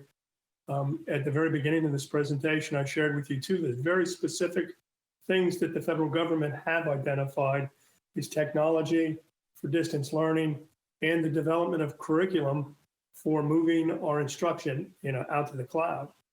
So those things are very specifically laid out. There are other guidelines we have to go through and talk about where we're going to spend those funds. Okay, no, and yeah, thank you for clarifying that, because I'm looking at this too, kind of like forward in a sense, like Miss Jessie said, and I didn't hate the idea of what Miss Ralston said about in her discussion about reallocating money around in a sense, because I have no evidence of this other than conversations throughout the country with superintendents and deputies and stuff like that. I personally think we'll be starting the fall virtually, and what that means in preparation for that is, factors considering, one, obviously making sure we have instruction for our kids, but also balancing that because a lot of our teachers and educators have young kids at home. So it's a balancing act of trying to find where potentially or how we can help and assist in those areas, because I think it would be unrealistic to think that a parent, father, mother, whatever at home having young kids around, not only are they going to have to get instruction potentially based on their age level, but, if we go in the approach that we're doing virtual hour periods, like a high school or a middle school schedule or such like that, I think these are all things that just factoring in. I don't know. I don't believe like the CARES Act funding could potentially, wiggle room on what that would look like, or additional offsetting costs, potentially childcare, things like that for our teachers. So again, these are just things that have come to mind. I do believe the virtual distance learning, finishing that and going to fruition with that is important. And that's why I support this. But I just also think of all those factors, kind of like what Miss Jessie has echoed in some extent. I'm thinking also about like the childcare issues. A lot of our staff have young kids, and I just worry about potentially what that brings to them if we go into virtual for the fall first semester of school. That's all. Great, Mr. Wilk. Thanks. Maybe we can use some of that money to help Mr. Wilk's echo problem in his computers. Keep doing these meetings. Ms. Williams is up next. Ms. Williams. Or no, hold on. I'm sorry. Let's go to Ms. Zargapur. Thank you, Dr. Lateef. So the computers are, I know we've gotten some shipments already. I think they're being distributed. I would like to know how many more we need, what that projection looks like, what we already have, and how many more we need. So that would take into account how this potential money could be budgeted. When we talk about curriculum, we actually have plenty of teachers in the county who are very good at delivering online instruction at all levels. And I think it would be a really great way to keep it in-house and maybe stipend the teachers for offering trainings. That's a way to give a little bit more back to our own community. And I'm wondering if something like that could fit inside this CARES Act money. And then the third thing is, and I'm glad Mr. Wilk brought up the childcare. My youngest is a little old, so I don't think of it as immediately. So I'm really glad he brought it up. It would be interesting to see if any money could be used to help teachers with childcare. The last thing I'm going to say is at the beginning of the school year, parents are very much aware of how many boxes of tissues and Clorox wipes and hand sanitizer they deliver to the school each year. And we're going to need a lot more of that when we do get back into our buildings. And it's going to be, it can't just fall on donations, right? I think we're going to have a coordinated, institutionalized effort to do cleaning. So I think we need to also look at what that might look like and plan and budget for that as well. And even if it goes beyond the scope of the CARES money, then we actually have a plan and and a pathway toward what we need to be able to do when those things happen. So, but I would be interested in knowing, do you think that using teachers as trainers and giving them a small stipend falls under this as curriculum development? Thank you, Mrs. Zagorpour. I can't speak to all of the items, but I can say with almost certainty that those stipends paid to our local teachers developing curriculum can be covered with the Act, with the funding from the Act. I think we really need to consider that.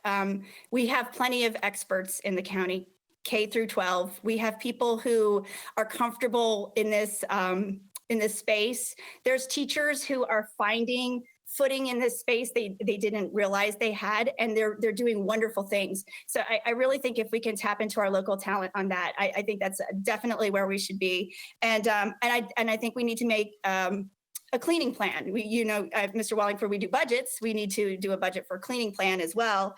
And I still would like an accounting on the computer so we know what we have and what we need. Thank you. Mr. Wallingford, can you briefly answer that question on the computers? Where are we? How much more do we need? How much technology advancement? The cost of actual distance learning? Have you guys laid that out yet? So if I may. Oh, Dr. Waltz, sure. Yes. So we have many of those things laid out in the technology plan, as well as changes that have already been made and going forward, so we can get that information out to you from Mr. Guilfoyle. We are also considering all of those other things in distance learning. There's a pandemic team. There's subcommittees that are working literally around the clock on everything from cleaning to transportation to alternative schedules. So all of those things mentioned are in motion. Okay, great. Ms. Williams. Thank you, Mr. Chairman.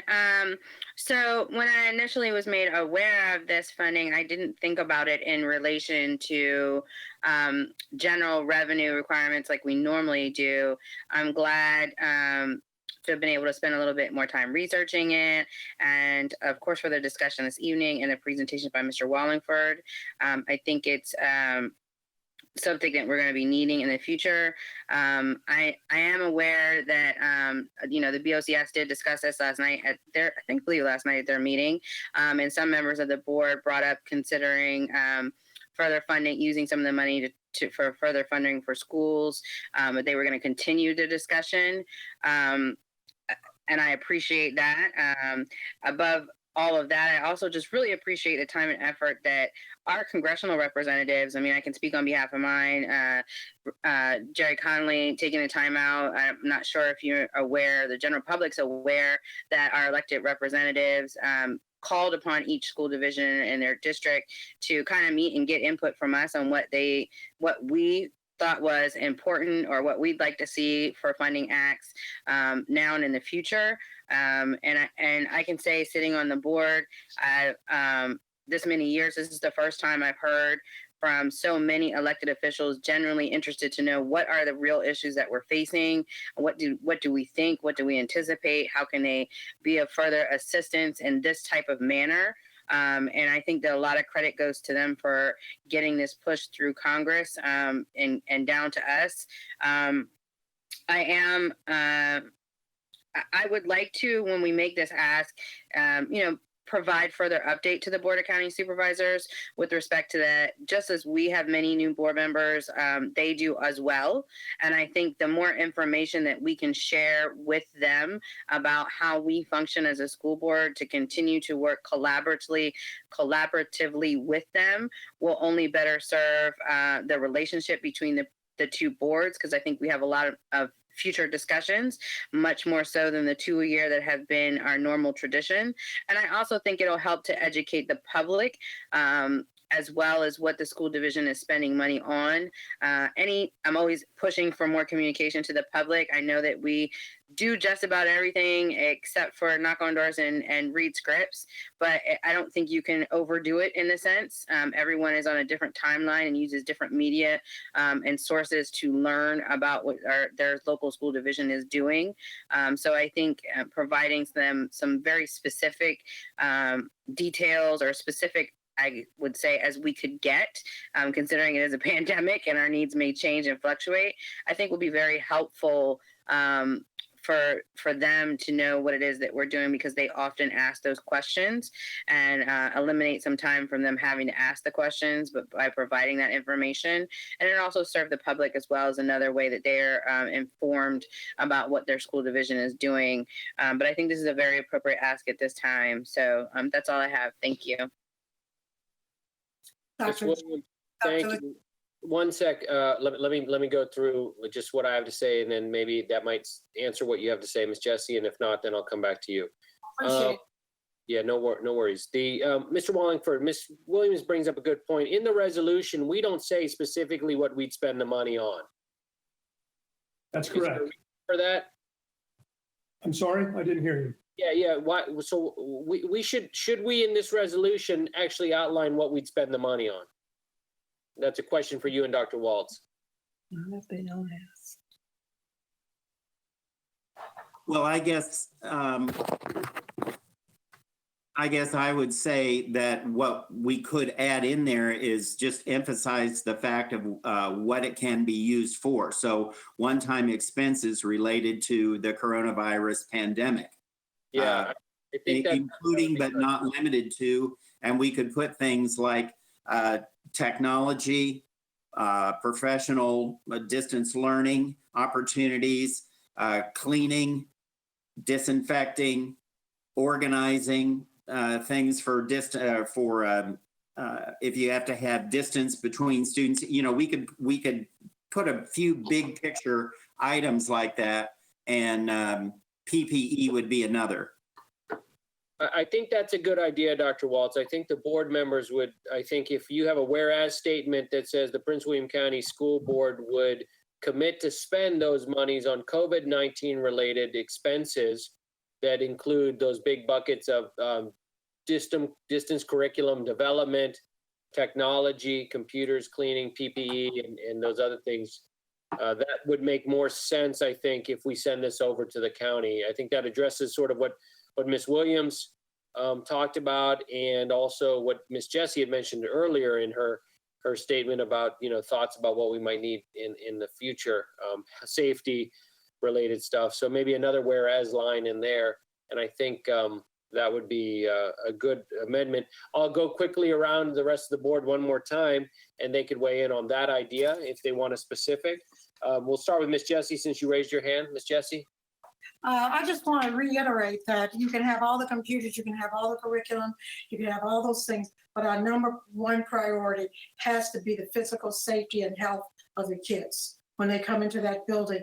And Dr. Waltz, probably tonight, when I mentioned, we were talking about this whole pandemic, I don't know if you remember what you said to me. You said, I'm not worried about it because we've got Teresa Pope.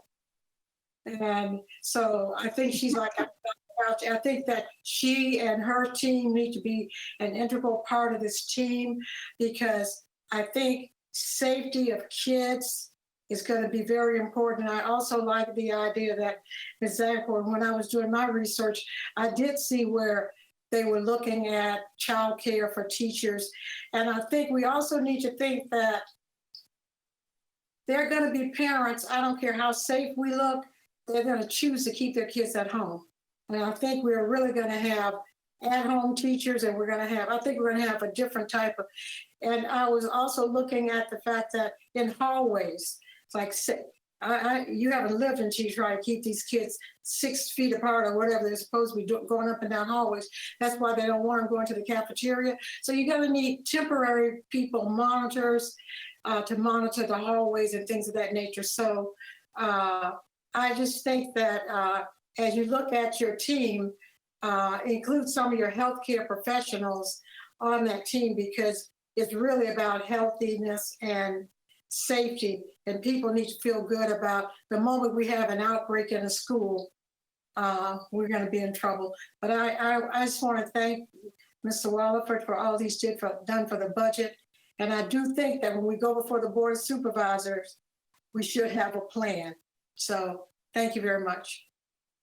So I'll take that as an agreement to add in there a whereas line about what we'd spend it on, right, Miss Jessie? Yes, I think so. Miss Jackson? Yes, I also agree with that provision. I would also ask for consideration that we ask for teacher input when it comes to spending, and maybe a direct line to teacher input. I'm encouraging that. Thank you. That's a great idea, Miss Jackson. Thank you. Miss Ralston? I pass. Miss Wall? I agree with Ms. Williams and Chairman Lateef's suggestion to add a whereas clause that that enumerates our spending intentions. I think that's a great idea. I'd love to see our boards work more collaboratively together for the good of our students. I think that's great. I like it a lot. Excellent. We'll go next to Mr. Wilk. Muted. Welcome. Am I echoing? Oh, yeah. No. Oh, yeah. No. We all are because of you. That's okay, Mr. Wilk. Take it. I also support the whereas clause. I think it leaves room and opening for opportunities that may come that are not actually foreseen.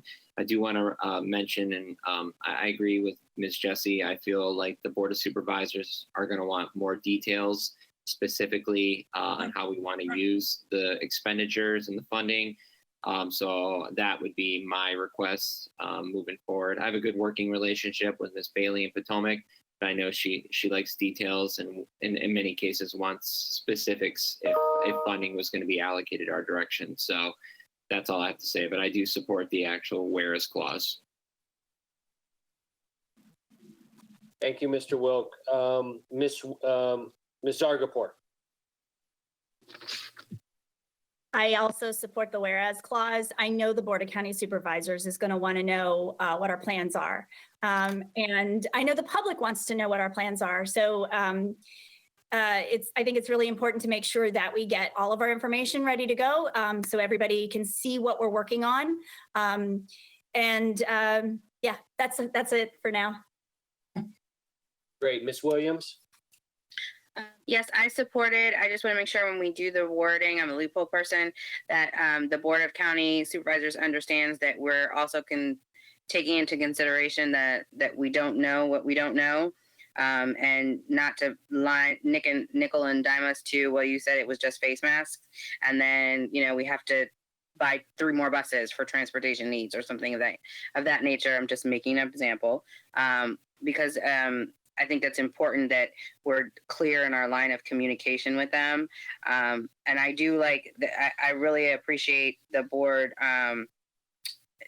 comments on this. And I think it's really, I'm just so proud of our board for really thinking things through and working collaboratively and really expressing a serious desire to continue to work with the Board of County Supervisors for the benefit of our school family, because being the second largest employer in the county, and we touch just about every resident in the county in one way, shape, or form, whether it's daycare services, retail money spent in the community, teachers, janitors, bus drivers, daycare providers.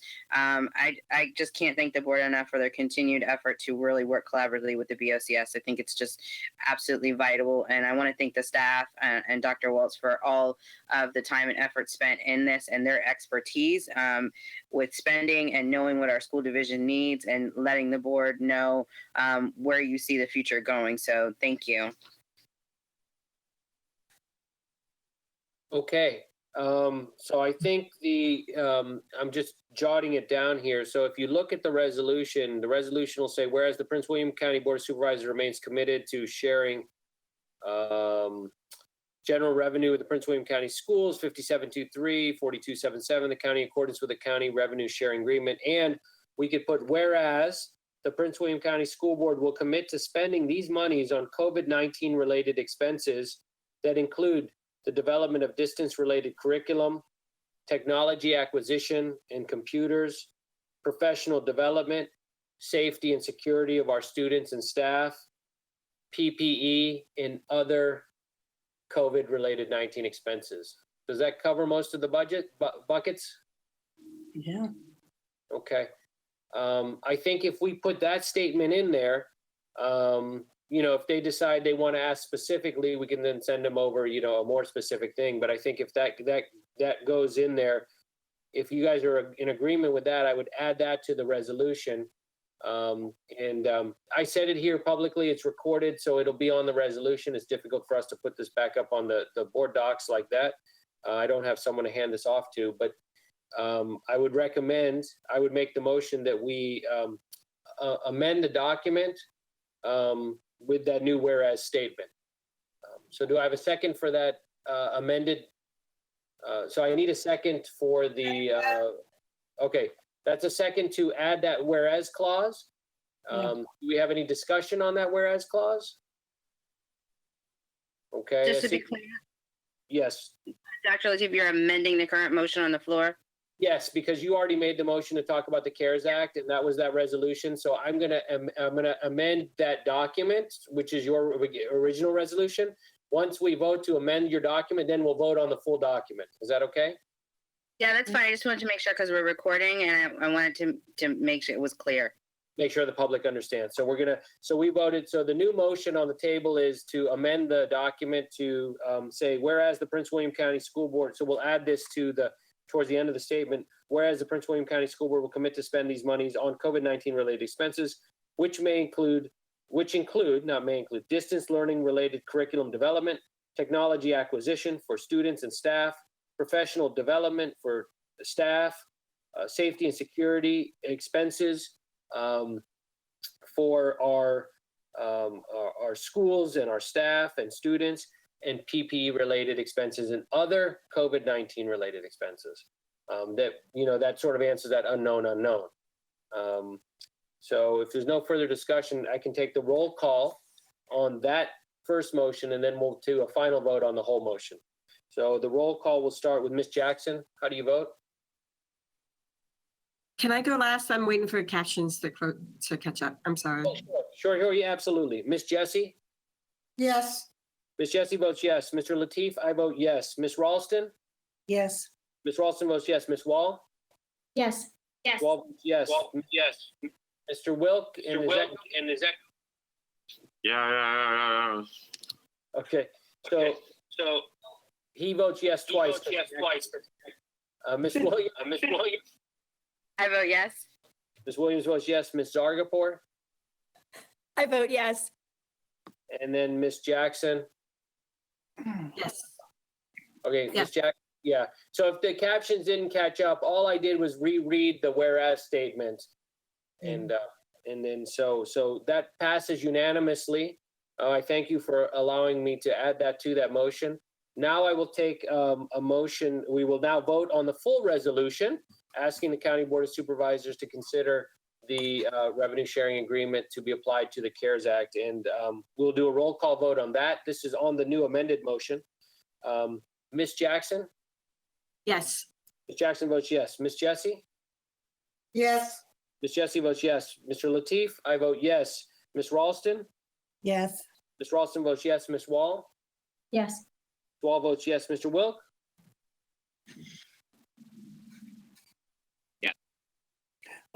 Mr. Wilk votes yeah. And then Ms. Williams? I vote yes. Ms. Williams votes yes. Nicely. Ms. Zargarpur? Yes. Ms. Zargarpur votes yes, and that passes unanimously as well. Thank you, Mr. Wallingford, Dr. Waltz on the CARES Act funding request. We'll move on next to special education and Student Services. That is the revisions to the 2021 Code of Behavior. Dr. Waltz?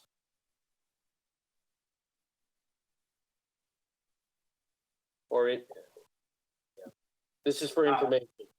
Yes, this is for information. And I don't know if Ms. Hebner has any remarks.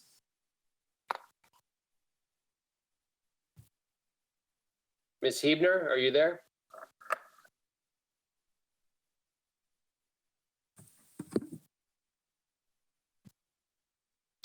So I don't. Can you hear me, Dr. Lateef? I can, Ms. Hebner. Welcome. I Good evening. apologize. I'm having some difficulty with my technology. Here we go.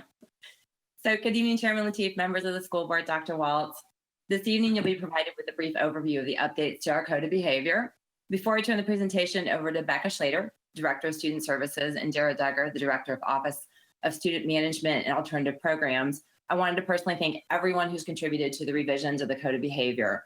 A lot of work has gone into the revision with a focus on promoting positive behaviors by incorporating best practices and interventions as supports to our students.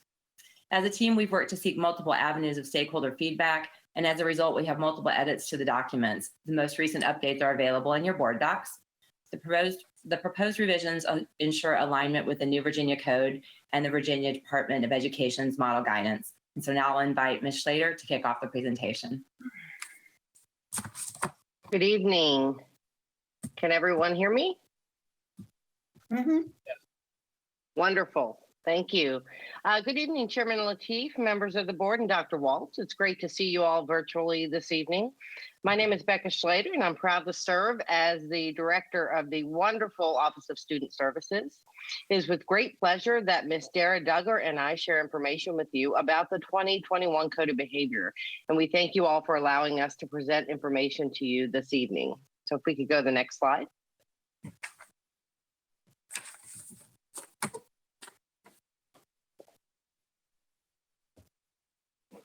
Okay, I'm not saying the slide move, but I'm going to kind of move on in the spirit of time. For the 2021 Code of Behavior, thank you. As we have in past years, we ensure that we seek input from many stakeholders when reviewing and updating the Code of Behavior. This year, with the support of our Positive Youth Outreach Coordinator, Mrs. Lynn Weekland, we involved our Healthy Community, Healthy Youth students in the review process for the student dress code. Their input was extremely valuable and led us to really analyze the student dress code with an equity lens. We're thankful for the many administrators, teachers, school counselors, and central office staff members who gave input during this process. Next slide, please. When we're looking at our overview of our proposed revisions, you will find that our revisions to the 2021 Code of Behavior have led to a different look for the document. In order to comply with our web accessibility standards, we redesigned the Code of Behavior for ease of use and review for people with varied abilities. We also took this opportunity to relocate some of the forms that were previously found in this document. In the next few slides, I will provide you with more details about these changes. Next slide, please.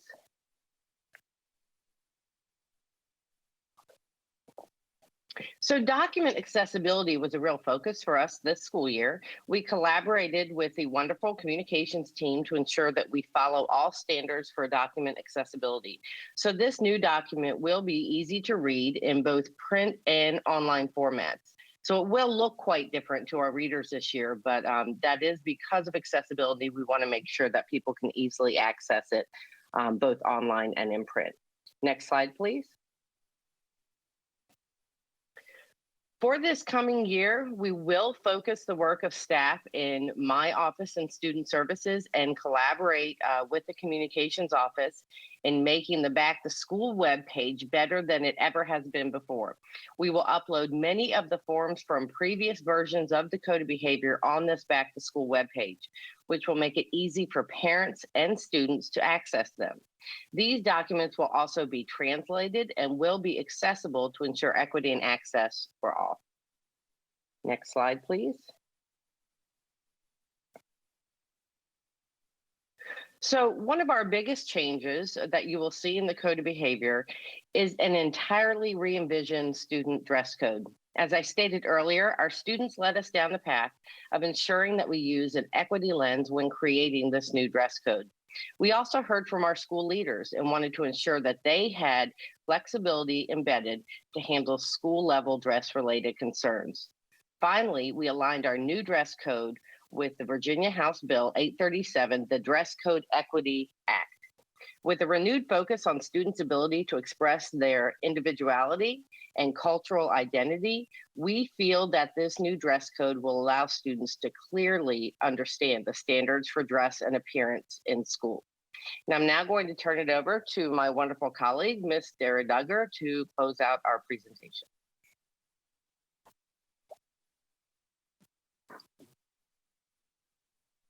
All right, good evening, Chairman Lateef, members of the school board, and Dr. Waltz.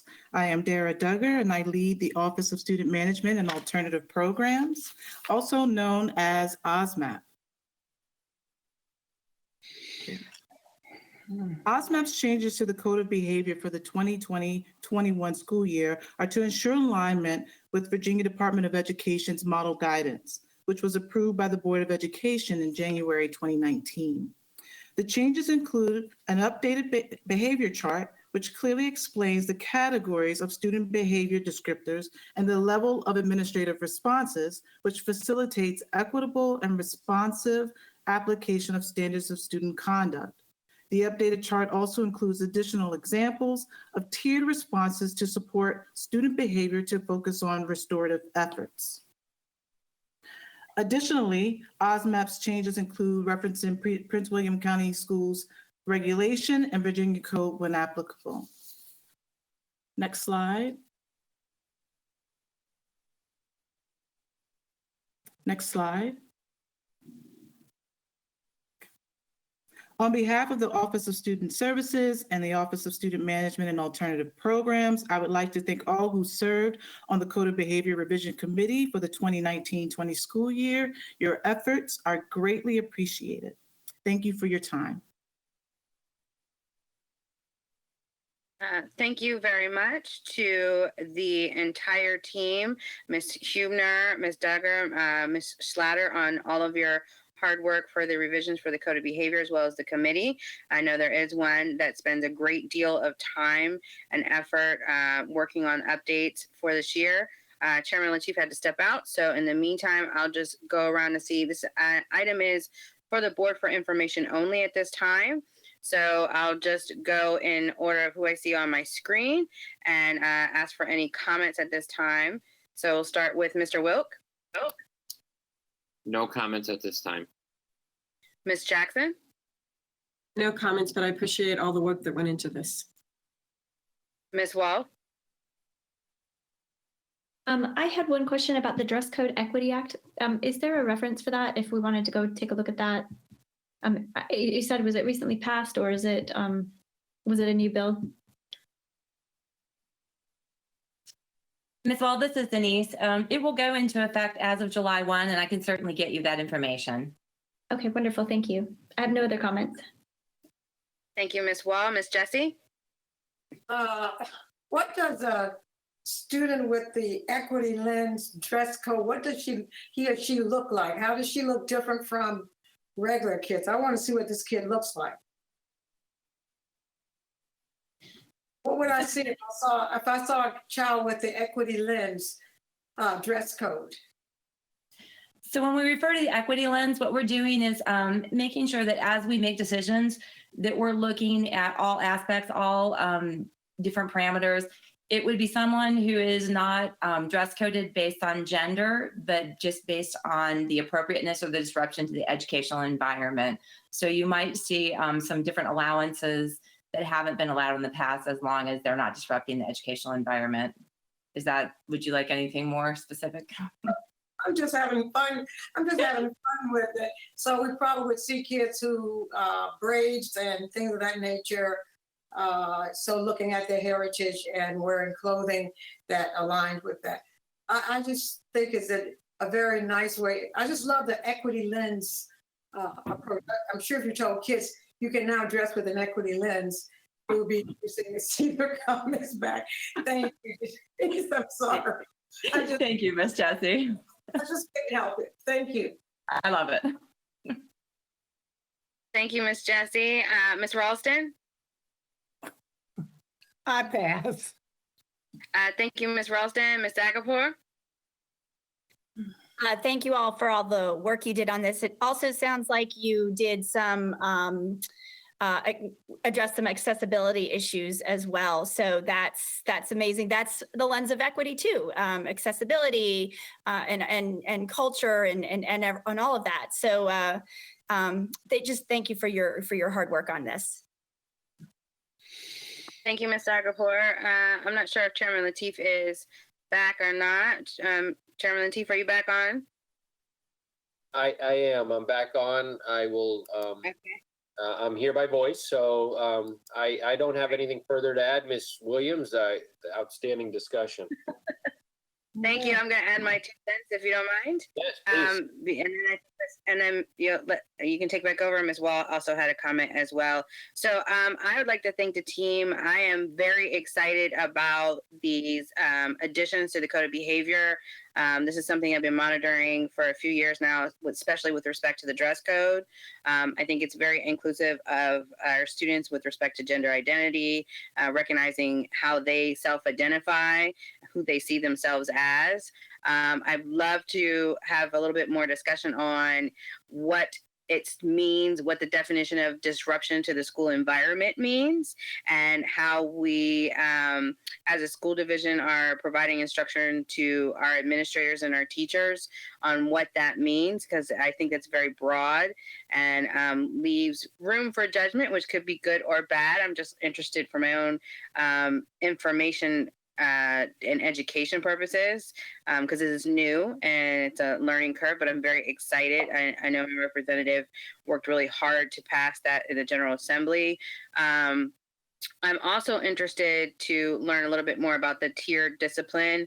I think that's very exciting and new development. Well, not necessarily new, but an updated development.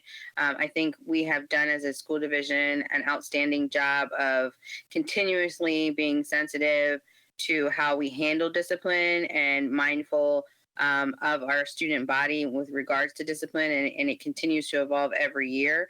And it's one of the things that I'm sensitive to as well, and the amount of time and effort and work that OSMAP and our division staff puts into continuously educating themselves, not only in the current standards and the laws, but what's in the best interest for our students. So with that, I'm just very thankful, and I'll turn it over to Dr. Lateef, and Ms. Wall still had some comments too. Or Ms. Wall? Yeah, I was just going to add that I'm really impressed that we have had a code of behavior dress code student subcommittee. I think it's important to let students weigh in on these factors because it directly affects them. So we get better buy-in when we have student input. We also get a different perspective. So I really am impressed by that. I just wanted to mention that. Thank you. Thank you, Ms. Wall. Okay, I think that completes the discussion. Thank you, Ms. Hebner. Thank you, Ms. Schlater. We really appreciate it. We will move on next to the support services school naming, 13th High School. For information, Mr. Cherokee. Yes, good evening, Chairman Lateef, members of the board, and Dr. Waltz. It's my pleasure to introduce the school naming agenda item for the upcoming 13th High School. This evening, we have Mr. Dave Beavers, our Supervisor of Planning and Financial Services, who will lead the presentation and update us on its progress. We'll turn it over to Mr. Beavers. Thank you, Mr. Cherokee. Chairman Lateef, members of the school board, Dr. Waltz, it's nice to be here with you this evening. My name is Dave Beavers. I'm with the Office of Facility Services. I have the pleasure of facilitating the school naming process for the naming committee. You set the boundaries for the 13th High School last year in June, so we know who will be attending the 13th High School. So it seems like a good time to give the school a world-class name. Next slide, please. So policy 854 calls for the creation of a naming committee. but also notes that the final approval of the school facility name rests with the entire school board. Next slide, please.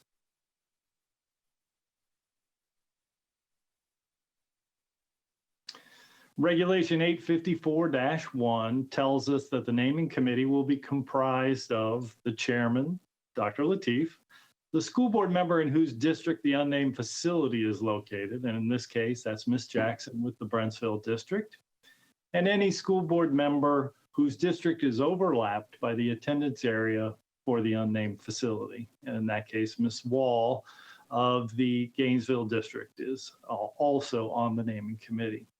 Next slide, please. It's important to note that the committee is charged with considering the following naming criteria: geographic elements, historical elements, or names of living or deceased persons who have made significant service contributions.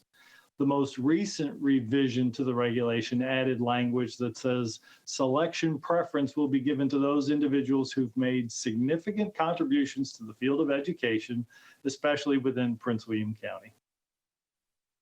Next slide, please. So the naming committee is charged with holding a community input session in order to solicit recommendations and suggestions from the public. And we did that on May 12th. We had a go-to webinar, which many of you were able to attend.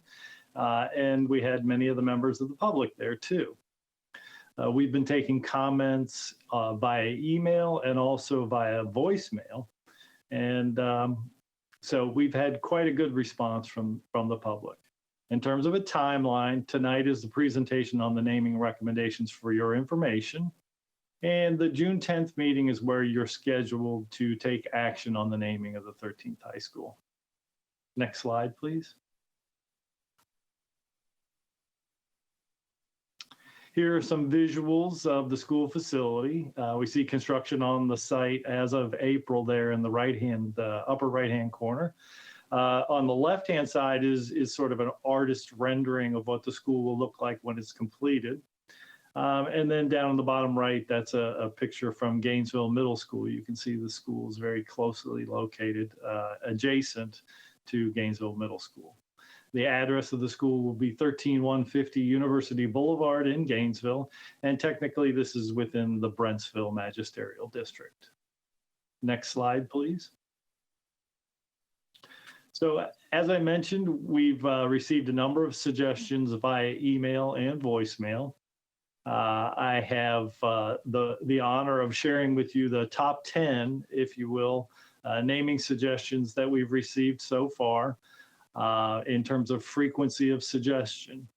Those are Ashley Gwindon, the officer who gave her life for Prince William County Police Department, Gainesville High School, Captain Brian S. Latondra, who was a Marine Corps officer and PWCS alumni who was killed in action in 2006 in Iraq.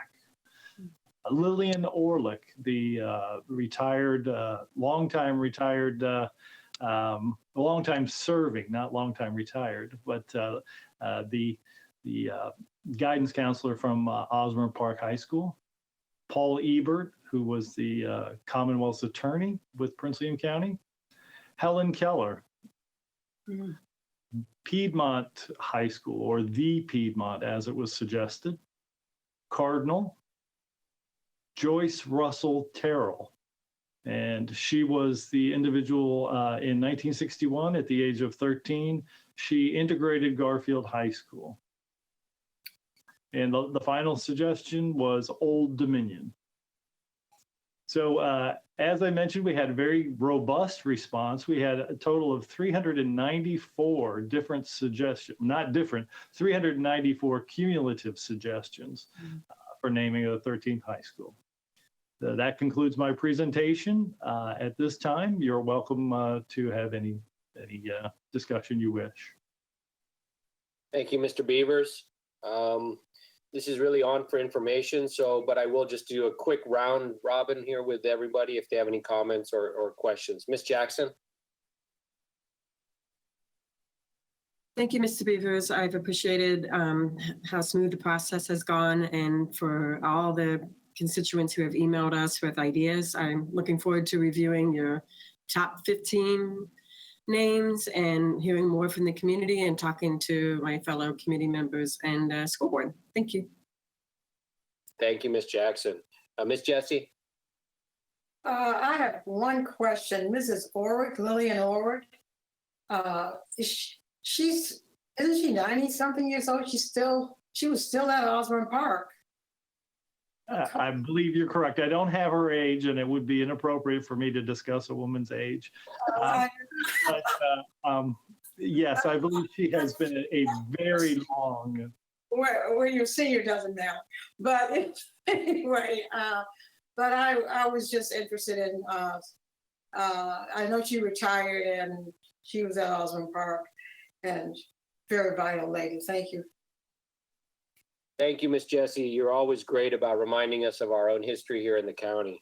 Ms. Ralston? I pass. Ms. Ralston. Okay, great. Ms. Wall?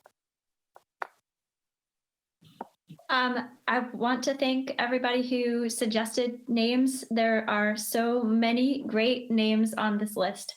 It's going to be really difficult to pick just one, but I really am impressed with the level of community involvement. So if anybody is out there listening still at 11:13 at night, I want to say thank you for your participation.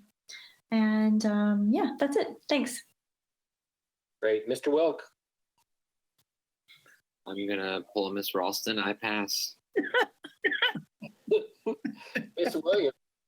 Thank you. I just want to thank the naming committee and everyone involved in this. I know there's a lot of effort involved in naming a school.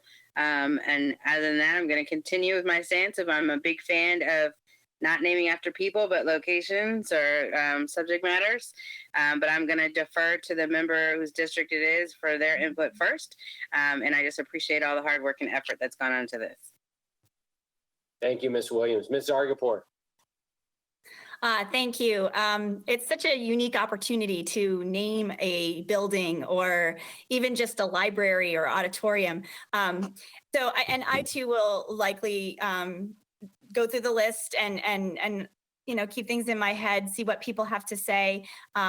This is in Ms. Jackson's district, so I will rely heavily on what she is hearing from her constituents. I do want to say though, I had Ms. Orlick for a guidance counselor. So she just retired just a couple of years ago, but she still volunteers at the school. She helps the seniors get work on scholarship opportunities. So that's it. Nice. Well, Ms. Zargapur, you're only 25, so that means Ms. Orlick was 92, Ms. Jessie, at the time? They also had a bunny tree. I don't know there was some tree she had where the kids came in. And so I've known her for quite some time, and some of the other people I also know. But she's a wonderful lady, very vibrant woman, and really well. She's loved by a lot of people, so I don't know. Yeah. So anyway, we'll have to see. Okay. Great. Okay, guys. So, and then I concur with all the board members' meetings. Mr. Beavers, thank you for all the hard work on this. I look forward to, look, we've had a great record of collaborating here on this board with these boundaries and this evening's meetings. I look forward to continued work. And I just to reiterate what Ms. Williams said, I can't be more prouder of the work that this board has done, especially in light of COVID-19 and all of the difficult decisions and things we've had to do. So thank you once again to everybody. We'll move on now to superintendent's time. Dr. Waltz, please. Thank you very much, Chairman Lateef, members of the school board and our community. First of all, I just hope everyone is doing well and staying safe. I know this is a very difficult time, and certainly our thoughts are with everybody. First, let me begin this evening by congratulating the more than 6,200 high school seniors who have already met their graduation requirements. You should be very proud of your dedicated work and efforts to become a 2020 graduate of Prince William County Public Schools. As a reminder, students may continue to work with their teachers to improve your grades from where they were on March 13th, 2020, if you still desire, until the end of the academic year, which is June 12th. With the global pandemic, this has been a very tough year for us all. I recognize how this unprecedented situation has negatively impacted our seniors, and I sincerely regret that you have not been able to participate in many of the traditions that we reserve for you. I personally have been inspired by so many. I enjoyed getting to know you from my school visits, attending plays, concerts, sporting events, and seeing your academic work. I know I speak for our teachers, administrators, counselors, and other staff members who wish you good luck and much success, and I know you'll make us proud. As I told the board in the last meeting, we are working on details for an in-person graduation for each high school the first week in August, and an exact schedule will be published soon. High school principals are also developing alternative celebrations should the in-person dates in August not work out due to health restrictions. Additionally, high school principals are exploring alternate means for students to participate in virtual proms or an in-person prom in the future. Due to the uncertainty and ongoing health concerns of COVID-19, we have developed a virtual summer school plan that includes Operation Graduation with a virtual K-8 summer school program. This will include virtual summer school for English learners, and technology will be provided to students who need it. For grades 9 through 12, normal tuition-based summer learning options will be offered, such as virtual Prince William, virtual Virginia, and summer school programs provided by the Virginia Council for Private Education. Seniors needing support through our Operation Graduation will be admitted at no cost. For students in grades K-8, the school division will offer 30-minute daily lessons alternating between language arts and mathematics. Collaborative learning teams will develop curriculum based on student needs for each site and grade level. It will be provided free to all students who meet the criteria.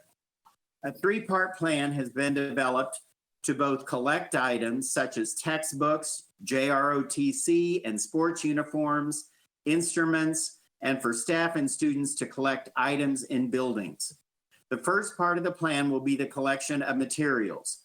Schools will be provided instructions for the proper collection of items, such as an outside drive-by collection, and they will be communicating with their families the specific times and process. Second, once the governor approves Prince William County to enter phase 1 of the Safer at Home plan, currently, which is May 29th, teachers will be allowed into buildings to collect materials following social distancing requirements. Principals will communicate details with their staff. Third, staff will work to bag items inside of schools for students, such as lockers or desks. Schools will then coordinate drive-by pickup dates and times for students and families to collect their belongings. The Virginia Department of Education and the state superintendent are expected to provide guidance for students and families to collect their belongings. Let me just say that I think we have everything we need on that. I also want to say that VDOE and the state superintendent are also going to provide guidance within a month to schools regarding guidelines and requirements for safe openings of schools this fall. At this time, we expect to open for in-person learning as regularly scheduled on August 25th. However, PWCS is developing an extensive plan for the potential for required virtual learning, as well as various operational scenarios and the associated health and safety considerations for staff and students. With the input of representative teachers, school leaders, and central office staff, the division has developed a return to new learning plan with two main roadmaps. late spring and summer preparation for the return to new learning, and multiple contingencies for the actual return to new learning 2021. The spring and summer 2020 preparation roadmap is focused on developing our new virtual schoolhouse using Canvas, which, as you are aware, is a first-in-class learning management system, or better known as an LMS, which will unify our online learning and curriculum delivery using a series of integrated tools to enhance student distance learning. Spring and summer 2020 preparations include the development of the K-12 online learning units for Canvas, a staff and community communication plan, as well as a robust plan for staff and family virtual training for the use of our new online learning and communication system. To support all elements of the instructional cycle, an integrated division-wide assessment system for monitoring student learning and achievement will be deployed within the LMS solution. Mastery Connect is a digital, online, and integrated assessment system with standards of learning aligned item banks featuring robust reporting capabilities.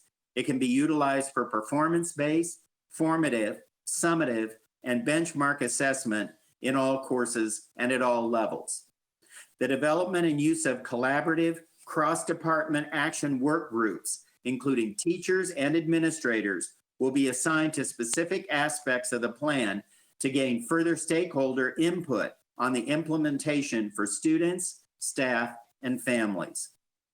Representative parents will be brought together later this spring to virtually review, discuss, and provide focused input regarding the reopening of schools and our return to new learning plan. The plan includes contingencies for in-person, a combination of in-person and distance learning for students who do not or cannot return in person, and an option for all distance learning if schools are unable to reopen for in-distance learning. The learning plan has logistical and health and safety considerations needed to address the prevention of the spread of COVID-19, as well as responses to support any further closures occurring as a result of possible future outbreaks or other emergencies. It is important to note that our 2021 Return to New Learning Plan will continue to be adjusted as we get further decisions and guidance from the governor and the Virginia Department of Education over the course of this spring and this summer. In anticipation of the need to do required virtual learning this fall, PWCS is working to conduct another procurement of laptops at the start of the fiscal year, which is a part of our approved budget. So we will have that order ready July 1. This purchase, combined with the previously announced procurement, will allow us to complete the digital equity plan implementation of having a consistent device for every high school student by November. We also believe that we will be able to provide a device to every high school student who needs one for at-home learning using both new devices and existing devices at the start of the fall 2021 academic year. And I also want to mention that we have distributed almost 450,000 meals. I want to conclude this evening by thanking our incredible employees who continue to serve our students, learn new skills, and innovate during a global pandemic. To our students, stay safe. We miss you. Thank you, Dr. Waltz. Thank you, Dr. Waltz. Thank you for your work and your staff's work. It's incredible what you guys have to be able to do to get through this. And we thank you all. Next, we go to board matters. We have one final motion to consider, and I'll have Miss, this is the motion. We did a board poll on approving a letter that we're going to send with our other jurisdictions, school board, Fairfax County, Arlington, Loudoun, to our federal representatives lobbying for more money. I'll have Miss Williams, can you read the motion, please? Sure. Thank you, Mr. Chairman. I move that the Prince William County School Board approve the board poll dated May 20, 2020, authorizing the chairman at large to execute a letter on behalf of the school board supporting the position of the Northern Virginia chairs of the Washington Area Boards of Education for increased federal funding through the HEROES Act and other COVID-19 relief legislation to support educational institutions, including funding and flexibility for special education services, online learning, food and nutrition services, and student mental health. Do I have a second? Second. Ms. Ralston, second. Any discussion? Mrs. Williams. Thank you, Mr. Chairman. So I just wanted to let the public know that we do have a designated board member who is specifically a representative for the WABE, which is otherwise known as the Washington Area Board of Education. This was a special meeting that the chair and vice chairs were asked to participate in to kind of get a consensus of what each school division was feeling we would need in response to this pandemic, another way to express our needs. And I'm very excited that our board agreed to send this, add our names to send this letter on. I think it's any way that we can continue to make our opinions and our needs known is a good idea. And I also want the public to know we did a board poll because the letter had to be sent prior to this meeting tonight. We try our best not to just do board polls just to be polling.